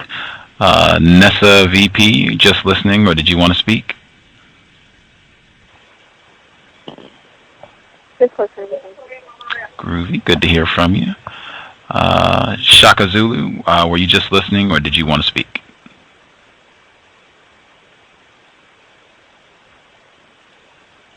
Okay, so he's just listening. Prism, just listening, or did you want to speak?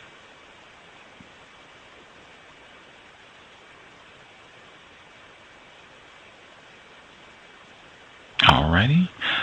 Going to the Free HD folks. Thank you for using Blog Talk Radio. Blog Talk people are exiting. Okay, going to the Free HD line. Let's see.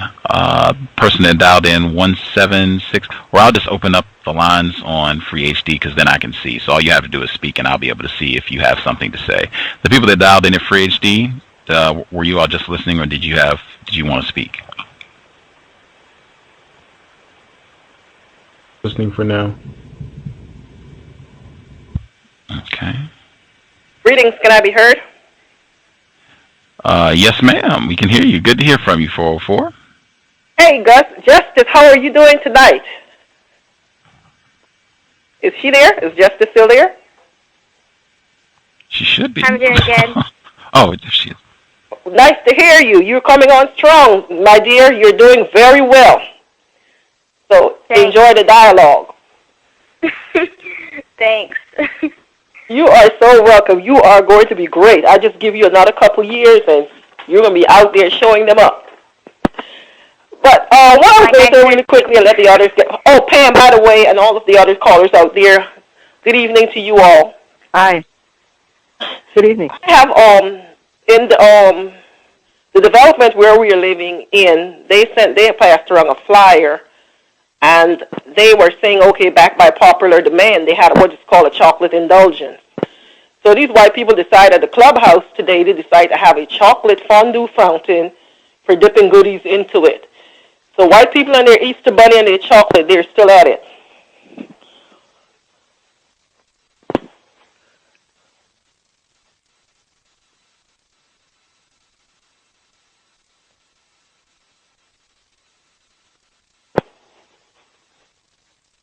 Are we still there? Gwen's kind of quiet. Hello?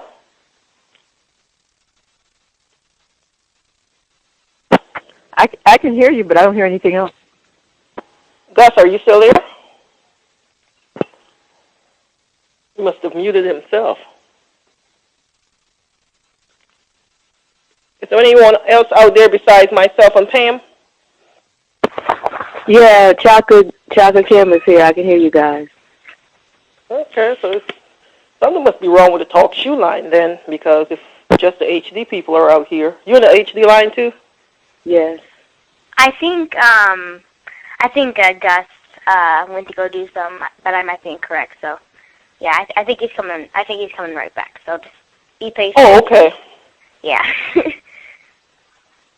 So what did you do today, Justice, with yourself and your family members? Did y'all do anything fun, or you were on vacation last week? If I'm not mistaken.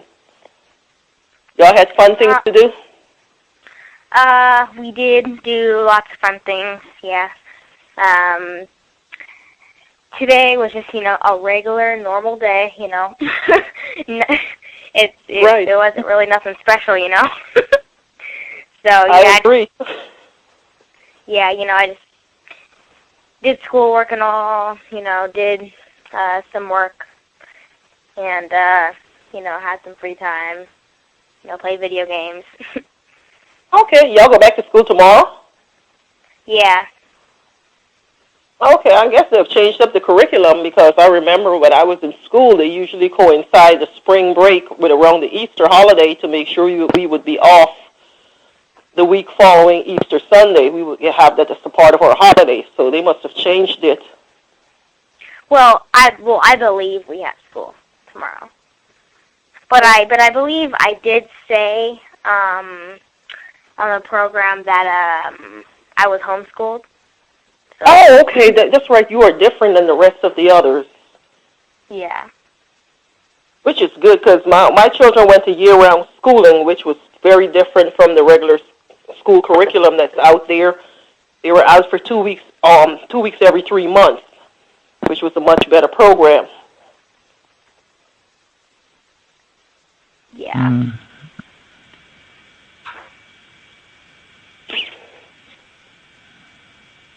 That was Mr. Kamara. I'll have to listen to the broadcast and to hear what happened, because I was kind of in and out, and I didn't get a chance to really hear the full thing. But I've been out on his video channel, and I saw his latest that he put out there, and it had me cracking up as usual. I enjoyed his more recent videos a lot. I thought they were very constructive. Trying to think, some of the ones we mentioned today, the scrambled eggs bit that talks about the imprinting, I thought that was great. We Men, Ain't We? Fantastic. Kind of difficult to watch. Yeah, all of the recent stuff. The one that we talked about, the misplaced loyalties, I thought he does a great job of contrasting. I think he has Strange Fruit playing in the background, and he has this contrast of, white Jesus suffering and how emotional black people get about that, and then all the, litanies of photographs of black people being tortured and castrated and mutilated, and, we don't really get that bent out of shape about that. Frederick Germain Carter. Mm-hmm. You're right about that, because the one that was really disturbing to me was the one that had these 2 small children, preachers in the making, and they hopping around acting clownish, trying to emulate these preachers. And I was saying to myself, I said, these parents are committing child abuse. And I have a cousin that she has a son that he is in the making doing the same thing, have this boy reciting whole scriptures, memorizing Bible scriptures, and have him out there to be... And I'm sure they did it today, because I didn't go to anybody's church. I didn't go anywhere near anything that had to do with a holiday. I stayed the heck away from it.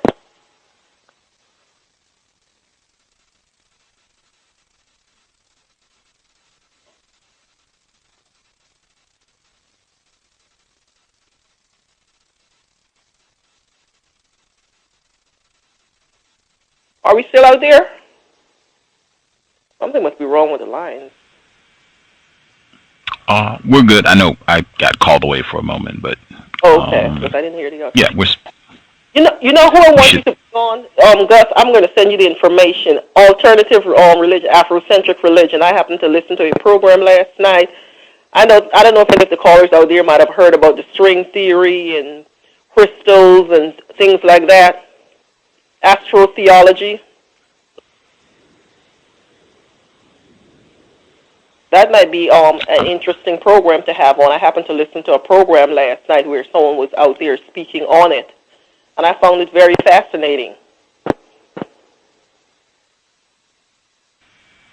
Can you tell us one constructive thing that you picked up from the program? One of the things that they're talking about is the demystification of death, where because we as a society from the time we are born, what he was stating is that we get so focused on the death part of the aspect of it, what is going to happen with us once you leave this existence.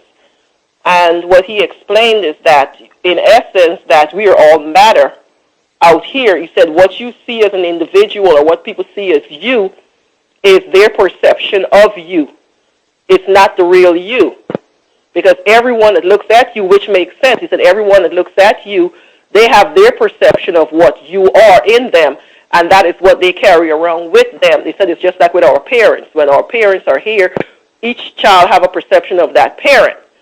And when that person is dead and going into the ground, he said that's just the matter. That's just the vessel that the person inhabits. He said that part is no more. That part is not going to come back. That part is gone, is finished with. But the essence of the person that will occupy that part is still out here. It's still matter. It's still moving around. And he was trying to tell us how you can connect with yourself in order to. I'm not very good at it, but it was very, very interesting, and it made a whole lot more sense than all of this mumbo jumbo man sitting in the clouds stuff that they've been telling you with all these three major faiths. Because he brings in, the planetary movement that went back to the African spirituality and bring all of this into play and explain the focus of it. And I said, well, this sounds very interesting. And this might be something that Gus might be interested in having on his program.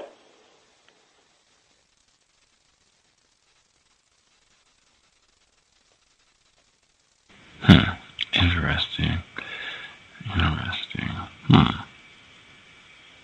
Shoot me an email. Shoot me an email with the info, and I'll investigate.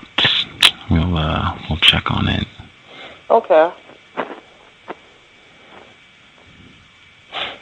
Yeah. I didn't think I didn't think anything happened. It looks like everybody is still with us. The folks that dialed in at TalkShoe and the people that dialed in at the free HD line as well.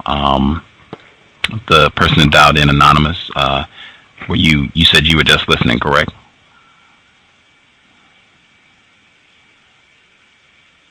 Oh, zero. Did you close the chat room?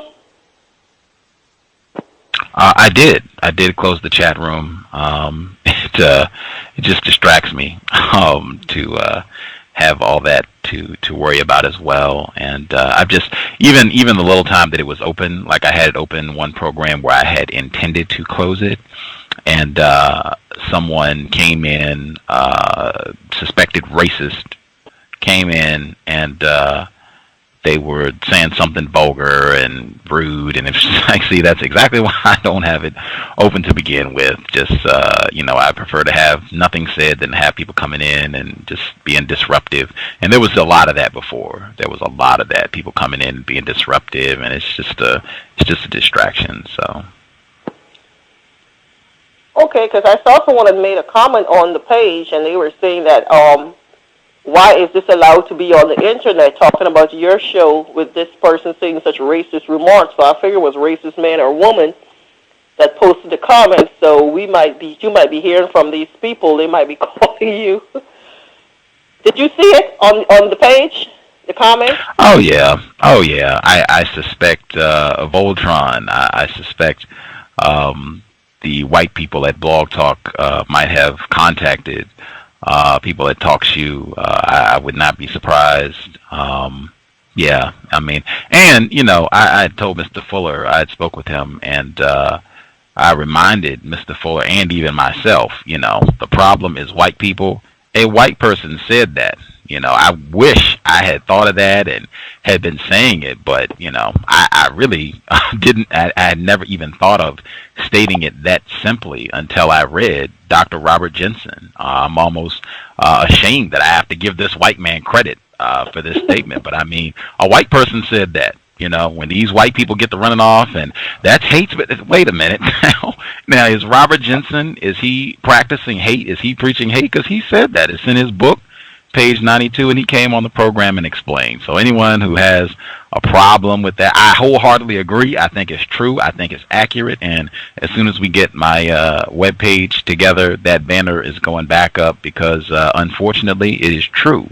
The problem is white people, and quite a few white people have come on this program and acknowledged, yep, that is unfortunately true. I guess depending on your perspective, whether it's fortunate or unfortunate, but it is true.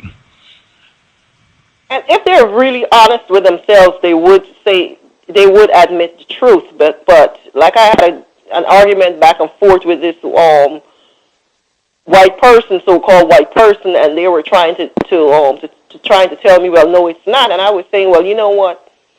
Anytime that the truth comes up from us, y'all have three cards that you all always pull out. It's always the racism card, anti-Semitic card, and the homophobic card to get you off topic. I said it has never failed. Anytime I get into a discussion with anyone white, and we're talking about racism, white supremacy, I said those things always comes up. You always try to reverse it back, deflect it back on me. And I said, I'm well aware of it, and I said, I do not get sidestepped anymore by y'all trying to squirm out of it. You know what I find interesting? Can anybody hear me? Yes, I can, Pam. Hello? Okay, I'm sorry. This is Pam. What I find interesting is if anyone objects to this show, that seems to me that they would also object to the thousands and thousands of websites by white racists and white supremacists that are all over the Internet. So how anyone can pretend that they're shocked by this talk show or by a website that talks about white racism, white supremacy. I mean, what is the Internet? I mean, the Internet's got everything on it, including sites where they have black people depicted as animals, as black people are being killed and thinking that that's a great thing. So I just find that somewhat very dishonest, kind of a false kind of outrage. It's very false, very dishonest kind of outrage. So, yeah. They don't want an honest discussion. They do not want honest discussion because they don't want to overturn the system of white domination. They've enjoyed the benefits. They still continue to enjoy it. They're trying to recruit more people on the team. So therefore, it's not beneficial for them to try and overturn it. So they're going to come up with all kinds of subversive ways of getting you off your track. And since a lot of non-whites are not sophisticated enough to see what's being done, we're going to let them run off on these little tangents, and we'll follow these false leads and go off with them into nowhere. It's just like Jeremiah Kamara said on one of his videos, the pink or the red grapefruit theory, that, send you to go find a red grapefruit. I believe he had it in one of his videos where the lady in the movie, I don't know if y'all have seen seen Jeremiah Kamara's video. With one of his slave things where it showed that where they try to distract you by having you run off to find things that doesn't even exist to get you out of the way while they continue doing what is normal for them. Yeah. A lot of guilt trip, trying to make black people feel guilty, and that's really absurd to have us feeling guilty over being victimized. By them. Yeah, it's like making a rape victim feel guilty because they've been raped. Yeah, or trying to get you to sympathize with the rapist to say, well, okay, he might have had issue growing up, and therefore you need to look at his side of things.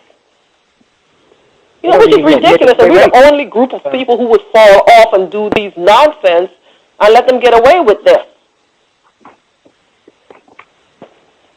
They always want you to sympathize when it comes to their issues and what's wrong with them.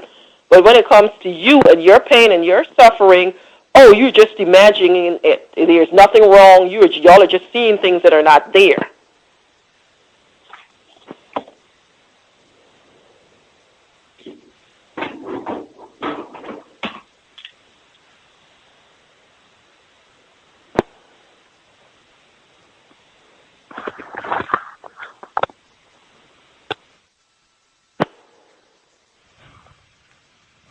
I thought there was someone a different person that dialed in on the free HD line 7762. Did you have a comment, or were you just listening?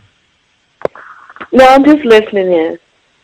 I enjoyed the show, though. The little part I caught like an hour of it, but I'm familiar with Mr. Kamara, so I really enjoyed it.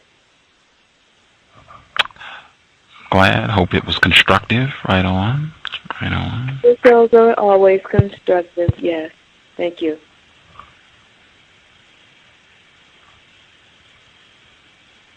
Just know he has one of the best one of the best internet talk shows out there.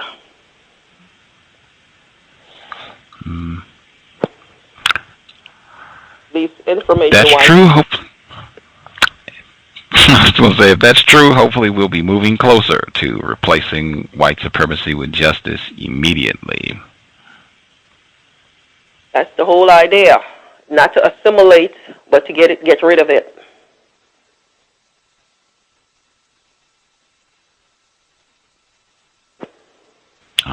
While we do have time, I know Pam, she had good news about the new book. Did you want to share?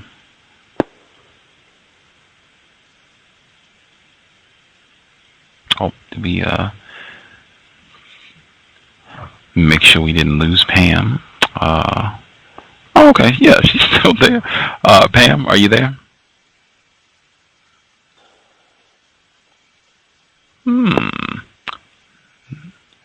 Not here. To an errand. Maybe. I'll check back. Her line is still showing that she's there, so I'll check back a little later. Yeah, she had good news about the new book, so hopefully if she gets back in, we'll share that with listeners. Visit the website, TrojanHorse1.com. Definitely. And definitely check back, check the website. I'll make an effort to post it on the cows. It'll probably have to be early. I feel I would have done more programs in our normal time slot in the evening, because it seems like we get our best live listener audience in the evenings. I guess people are getting off from work, or they're already off work and they're at home, so they have time where they can listen. So I try to do programs at that time spot. But I can't really do that if we have people as guests that are not in the States because of the time difference. So I am going to try to get back to doing programs in the normal evening slot this week, but some of the programs likely will be, at unusual times for the cows, early in the morning, early in the day, the 9 a.m. programs, the noon programs. And it's just because I do think it's important. And I think it's constructive to hear from people in different parts of the world. So stay tuned. We will be getting back to the normal time slot, but there will be probably at least a program or two that will be outside of the normal time slot. Particularly if we can get the black male from Sweden on the program who was mistreated at the university. Definitely looking forward to that. That'll, unfortunately have to be earlier than we normally broadcast, but I think it'll be worth it to hear from this black male and to hear more about these slave parties that the white people were throwing. Apparently 2 different student organizations. So just stay tuned. You can check the Facebook page. You can check the Blog Talk page. But yeah, just stay tuned to make sure you're informed about the upcoming broadcasts for the week. Mr. Fuller will be back as well. So this person that's in Sweden, he's still there now? Yes, he's a professor at the university. He has, I think there are 2 articles related to this incident on racismdaily.com. But this black male, I believe his name is Mamadou, his last name, Professor Mamadou or Mr. Mamadou. He's a faculty member at this university in Sweden, and he made a report about these, I think they were called slave parties or jungle parties, where white people were dressing up as slaves. They had ropes around their necks. They would, I think there was some blackface involved as well. And he reported the students who were participating in this. And then after he made the report, there was some racist retaliation where they put up all these posters. They said in the library, and it had a picture where they had taken the face of Mr. Mamadou. They had taken his face and superimposed it on the body of a naked slave, a naked, shackled slave. And on the poster, it was written, "Our Negro slave has run away." And they put these posters all over the library and on campus after he reported these students for their jungle parties. I emailed the gentleman the end of last week, and he said tentatively he would be agreeable to doing an interview. He wanted to hear more about the program, but yeah, I mean that sort of thing. Definitely, you should obviously it would have to be outside the normal time slot, but I think that would be constructive to hear from black people in a different part of the world, and particularly someone who has such a explicit, raw example of white supremacy. I mean, a jungle party and then posters with "Our Negro slave has run away." I mean, wow. And I think it went on in the article, he said that the racism in Sweden was like 1970s USA style racism. That's what he said in the article. So yeah, I'm really hoping that we can get him on the program this week, and yeah, stay tuned. Yeah, isn't that the same country that, what's his name, France, whatever his name is, the guy that came on the show, he said his wife is from there, as well as Kebro. Yeah. I believe it was Sweden. I believe it was Sweden. And so he said there was no reason. His wife was also from there. Dr. Oh, yeah, that's right. That's right. That is right. Good memory. Good memory. Mm. We have listeners out there. We've. I'm sorry. Go ahead. I'm sorry, but I'm just saying. So-called non-whites, they think that these foreign whites are somewhat more different than the ones over this part of the world. Not realizing that this stuff is worldwide, and some of them are a bit more refined, and you can then go with that false exterior that they put on, that this innocent that, oh well, we don't know anything about it. We are so far up north in Northern Europe and the Scandinavian area, and we are not like that type. They're all the same.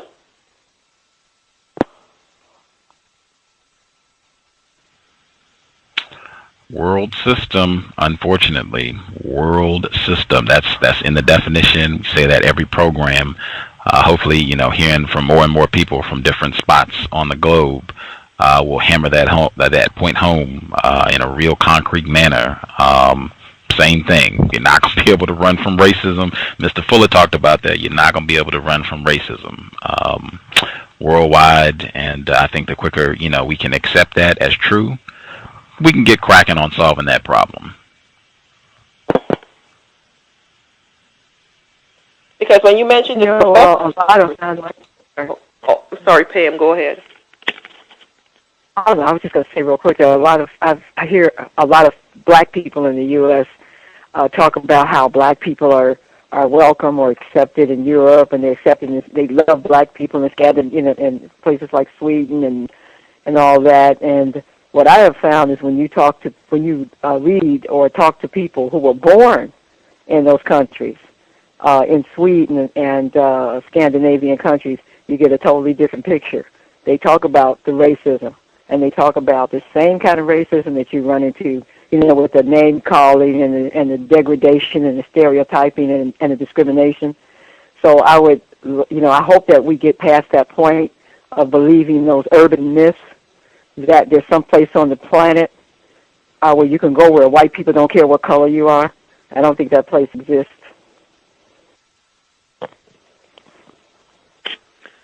I agree. Because there was another black professor, when you mentioned the discrimination, there was a black professor here, Dr. Farley. I believe he was either at Vanderbilt or the University of Tennessee. and he had the same problem that this individual was having, and he had to end up leaving to go and work overseas because in these two campuses, they made his life a living hell with the racism.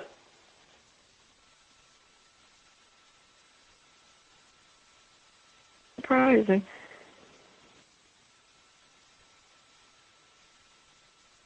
I think we just have to stop looking at some kind of salvation. You know, it's almost like a stepchild that's hoping and praying that mommy and daddy will love them. And I think we got to give that ghost up. We got to stop looking for mommy and daddy to accept us. It's not going to happen. And stop looking for them for validation from white people and start validating ourselves. Because once we do that, we won't need their validation. Because we're not going to get it anyway. So why waste the time and energy?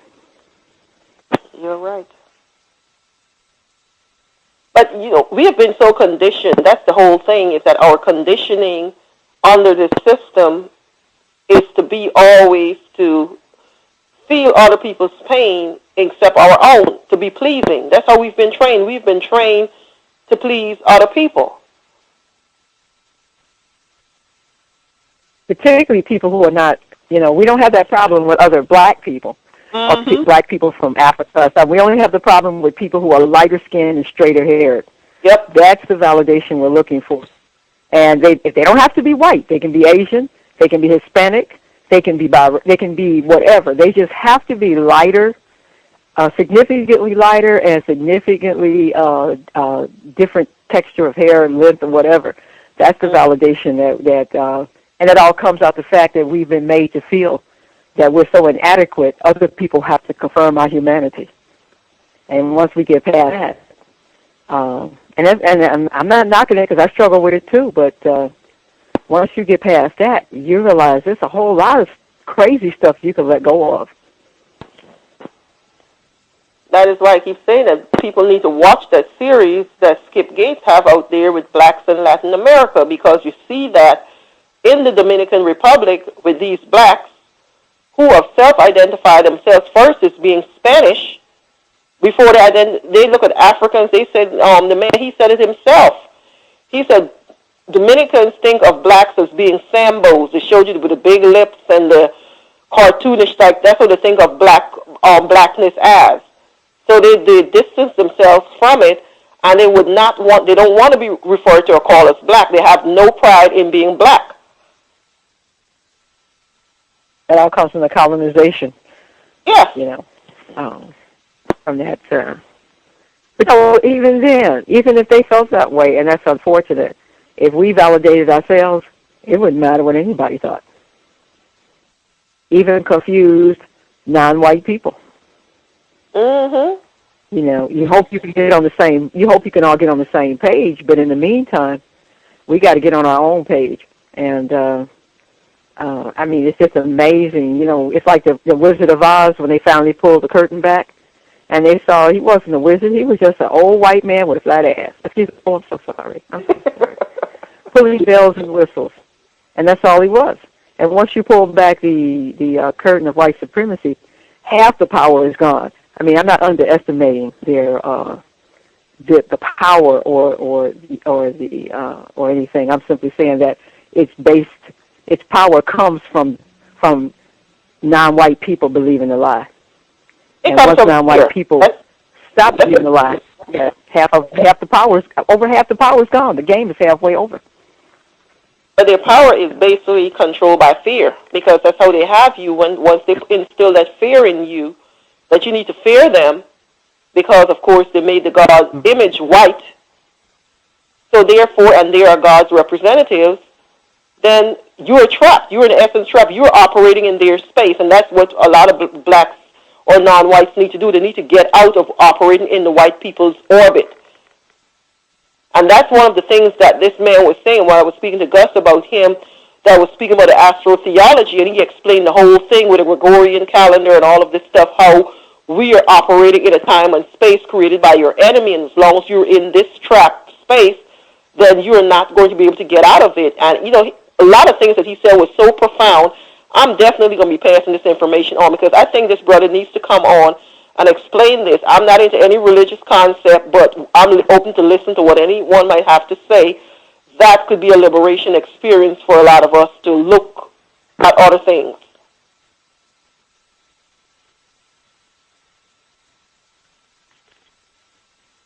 You figure if you're only 10% of the population, you don't have enough guns and firepower and weapons to control 90%. So you definitely have to control them mentally and psychologically.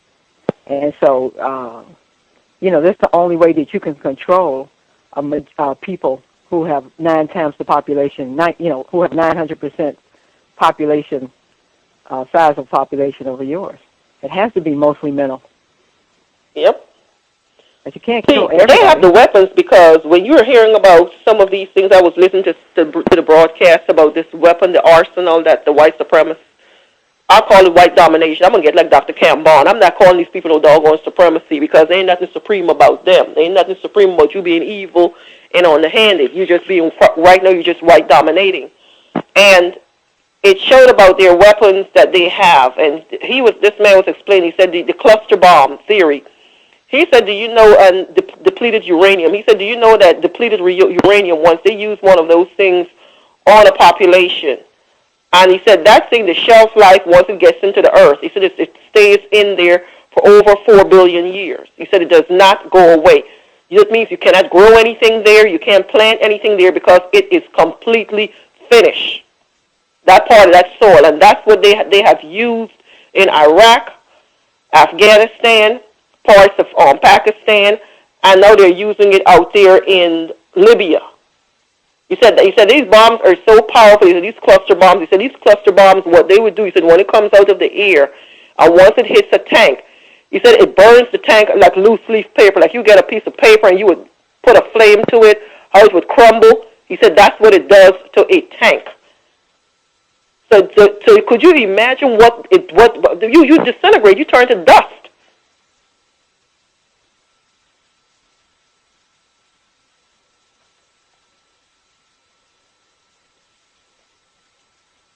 That's evil, that you can sit up there and you can think of something like that to do to another set of people, human beings, because that's what we are. We are humans walking around. That you can conceive in your mind a means of killing someone to basically incinerate them from the air, because these are drones. These things, no one is driving them. You're sitting somewhere in the desert out in Nevada, and you're actually droning, coming over, and you're just opening it up on people unsuspectingly sleeping in their beds, and they're no more here.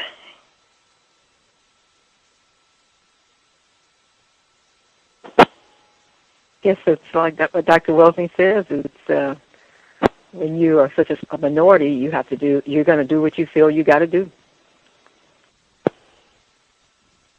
to stay in power. But you're destroying the globe. That's what you're doing, because when you're putting these things out here, that's going to contaminate the atmosphere, the earth, where you can't do anything. You can't produce it. You can't grow anything. You have these diseases, rashes, all kinds of skin cancer. For the people in that area where these things are traveled to, it's not going. That's almost as old as the earth. It's going to be around for over 4 billion years in the atmosphere. You're literally killing the planet. I agree. That is another omission. I've made major omissions with counter-violence, and we need to do more programs with that. I have failed in that aspect, and that needs to be corrected. I've also failed with what they call environmental racism. It's just another form of white supremacy, but doing things to purposely mess up the environment, the atmosphere, the water. I do think that's a real important aspect of white supremacy for what we're just touching on. That is something that I think is important, and I do want to try to get some programs that focus on that. So we'll try to compensate for that. We'll try and compensate for that as we roll. And I also wanted to share just little things. I do try to be attentive. It's even related. I'll make sure I share time so Pam will have the last 5 minutes if she wants to tell us about the new book. But I had been trying to take better care of myself, trying to eat better, and I took time and I cooked, and I was being flexible. I had told an investor, Mississippi, I told an investor that I think in order to be consistent in terms of accomplishing your objectives consistently, getting things done, getting what you want to get done consistently and efficiently, you're going to have to be flexible because most likely you're not going to be able to do it the exact same way every time. It's just been my experience that, you know, if you really want to be consistent, you'll probably be able, you're going to need to be flexible, and I mean being able to accomplish a task in a variety of different ways. Then you'll be able to be consistently accomplish your objectives. And this came up. This principle for me comes up all the time. Being on Talk to You right now is another example. But it came up again with cornbread, and this was significant because this radio program started. We wanted to do a cooking program. I remember Back of the Bus and myself, we did not want to talk about white supremacy. We wanted to talk about like cooking and vegan eating and that sort of thing, and it just became, you know, obvious that white supremacy was much more important than all that. And I remember, you know, being bummed about that. Like, I really wanted to talk about, because I had this great recipe for vegan sweet potato cornbread. It was outstanding, and I ran out of, or I thought I ran out of eggs. That wasn't even true, but I thought that there were no more eggs, and I still wanted to make cornbread. And I've been, you know, I'm not now, but I have been dedicated vegan, vegetarian, and I had a lot of cookbooks, and I had done a lot of research, and I know that bananas and applesauce can be used as egg replacements in baking. They tend to be a little healthier, and I thought, you know, a lot of black people that I know put sugar in their cornbread anyway. I think it would be much healthier, and you'll still get that sweet flavor by using a banana instead of an egg. Used it, and the cornbread turned out great. And it was vegan. I didn't even use milk. It turned out fantastic.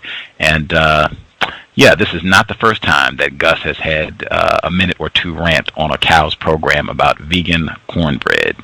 Doesn't happen too often because that's not the top priority, but I do think it's important to try to get some sort of enjoyment out of things and to take care of yourself as best you can. Drink more water, get more rest.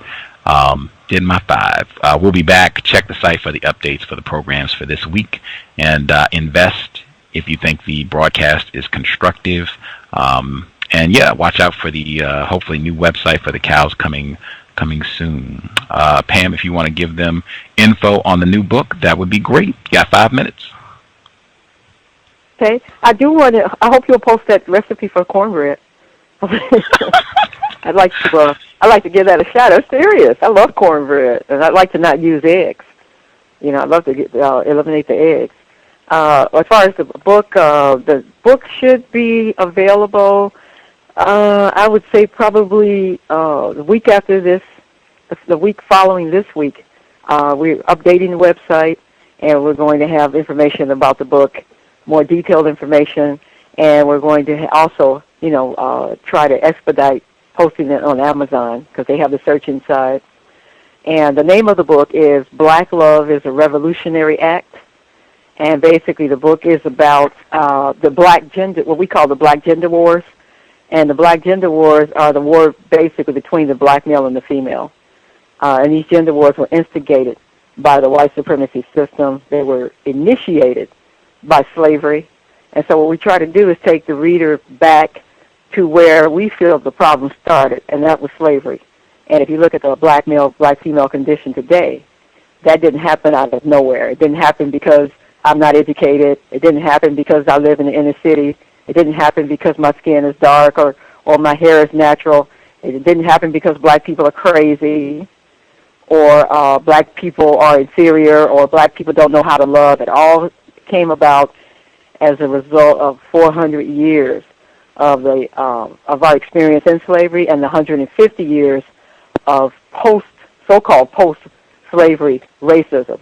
So what we try to do is take people back to where it started, because you really can't solve a problem when you don't know where it started, and you really can't solve a problem if you don't understand what caused it.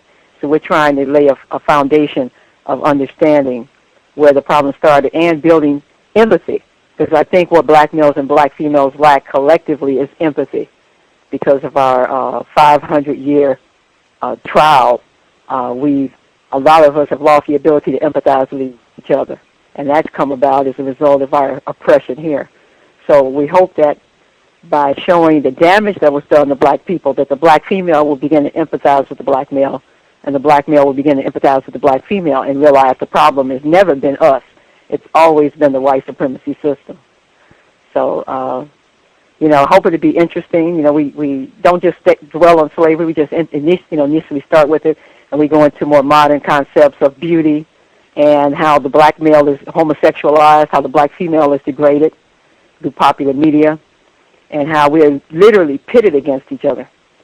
And we blame each other when the problem was never ours to begin with. So hopefully, when I do a show, there'll be more information, and anybody have any questions.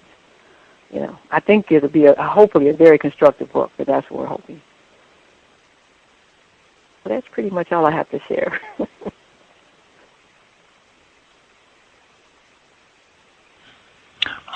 TrojanHorse1.com, TrojanHorse1.com. Check the Facebook page. You can check the Blog Talk page, White People Permitting, and the Talk Shoe page. I have noticed there have been programs that pop up on the Talk Shoe page that I didn't create. I'm not sure. It could be racist man and racist woman up to their tricks, but just be mindful of that. If you notice anything or see anything strange happening at the Talk Shoe page, you can drop me a message, Facebook or email. But yeah, just be mindful of that if you see anything strange or programs happening that are a break from what you are accustomed to at the context of white supremacy. Children's program, Saturday, April 30th. Saturday, April 30th. Children's program, 6 p.m. Eastern, 5 p.m. Central, 3 p.m. Pacific. We missed some of the children today. They were listening and they wanted to comment on Hotel for Dogs, but I missed going back to one of the lines, so that was my fault. Hopefully we can get them on next week and others, but we're going to do it again. We are serious about getting children on the context of white supremacy. So Saturday, April 30th, non-white children, doing it again, showtime 6 p.m. Eastern, 3 p.m. Pacific, context of white supremacy. Thank you everyone for tuning in. We will be back soon. Take as much care of yourself as you possibly can under the current conditions. Drink more water and try to get more rest. We'll be back soon. Thank you all for tuning in. Context of White Supremacy.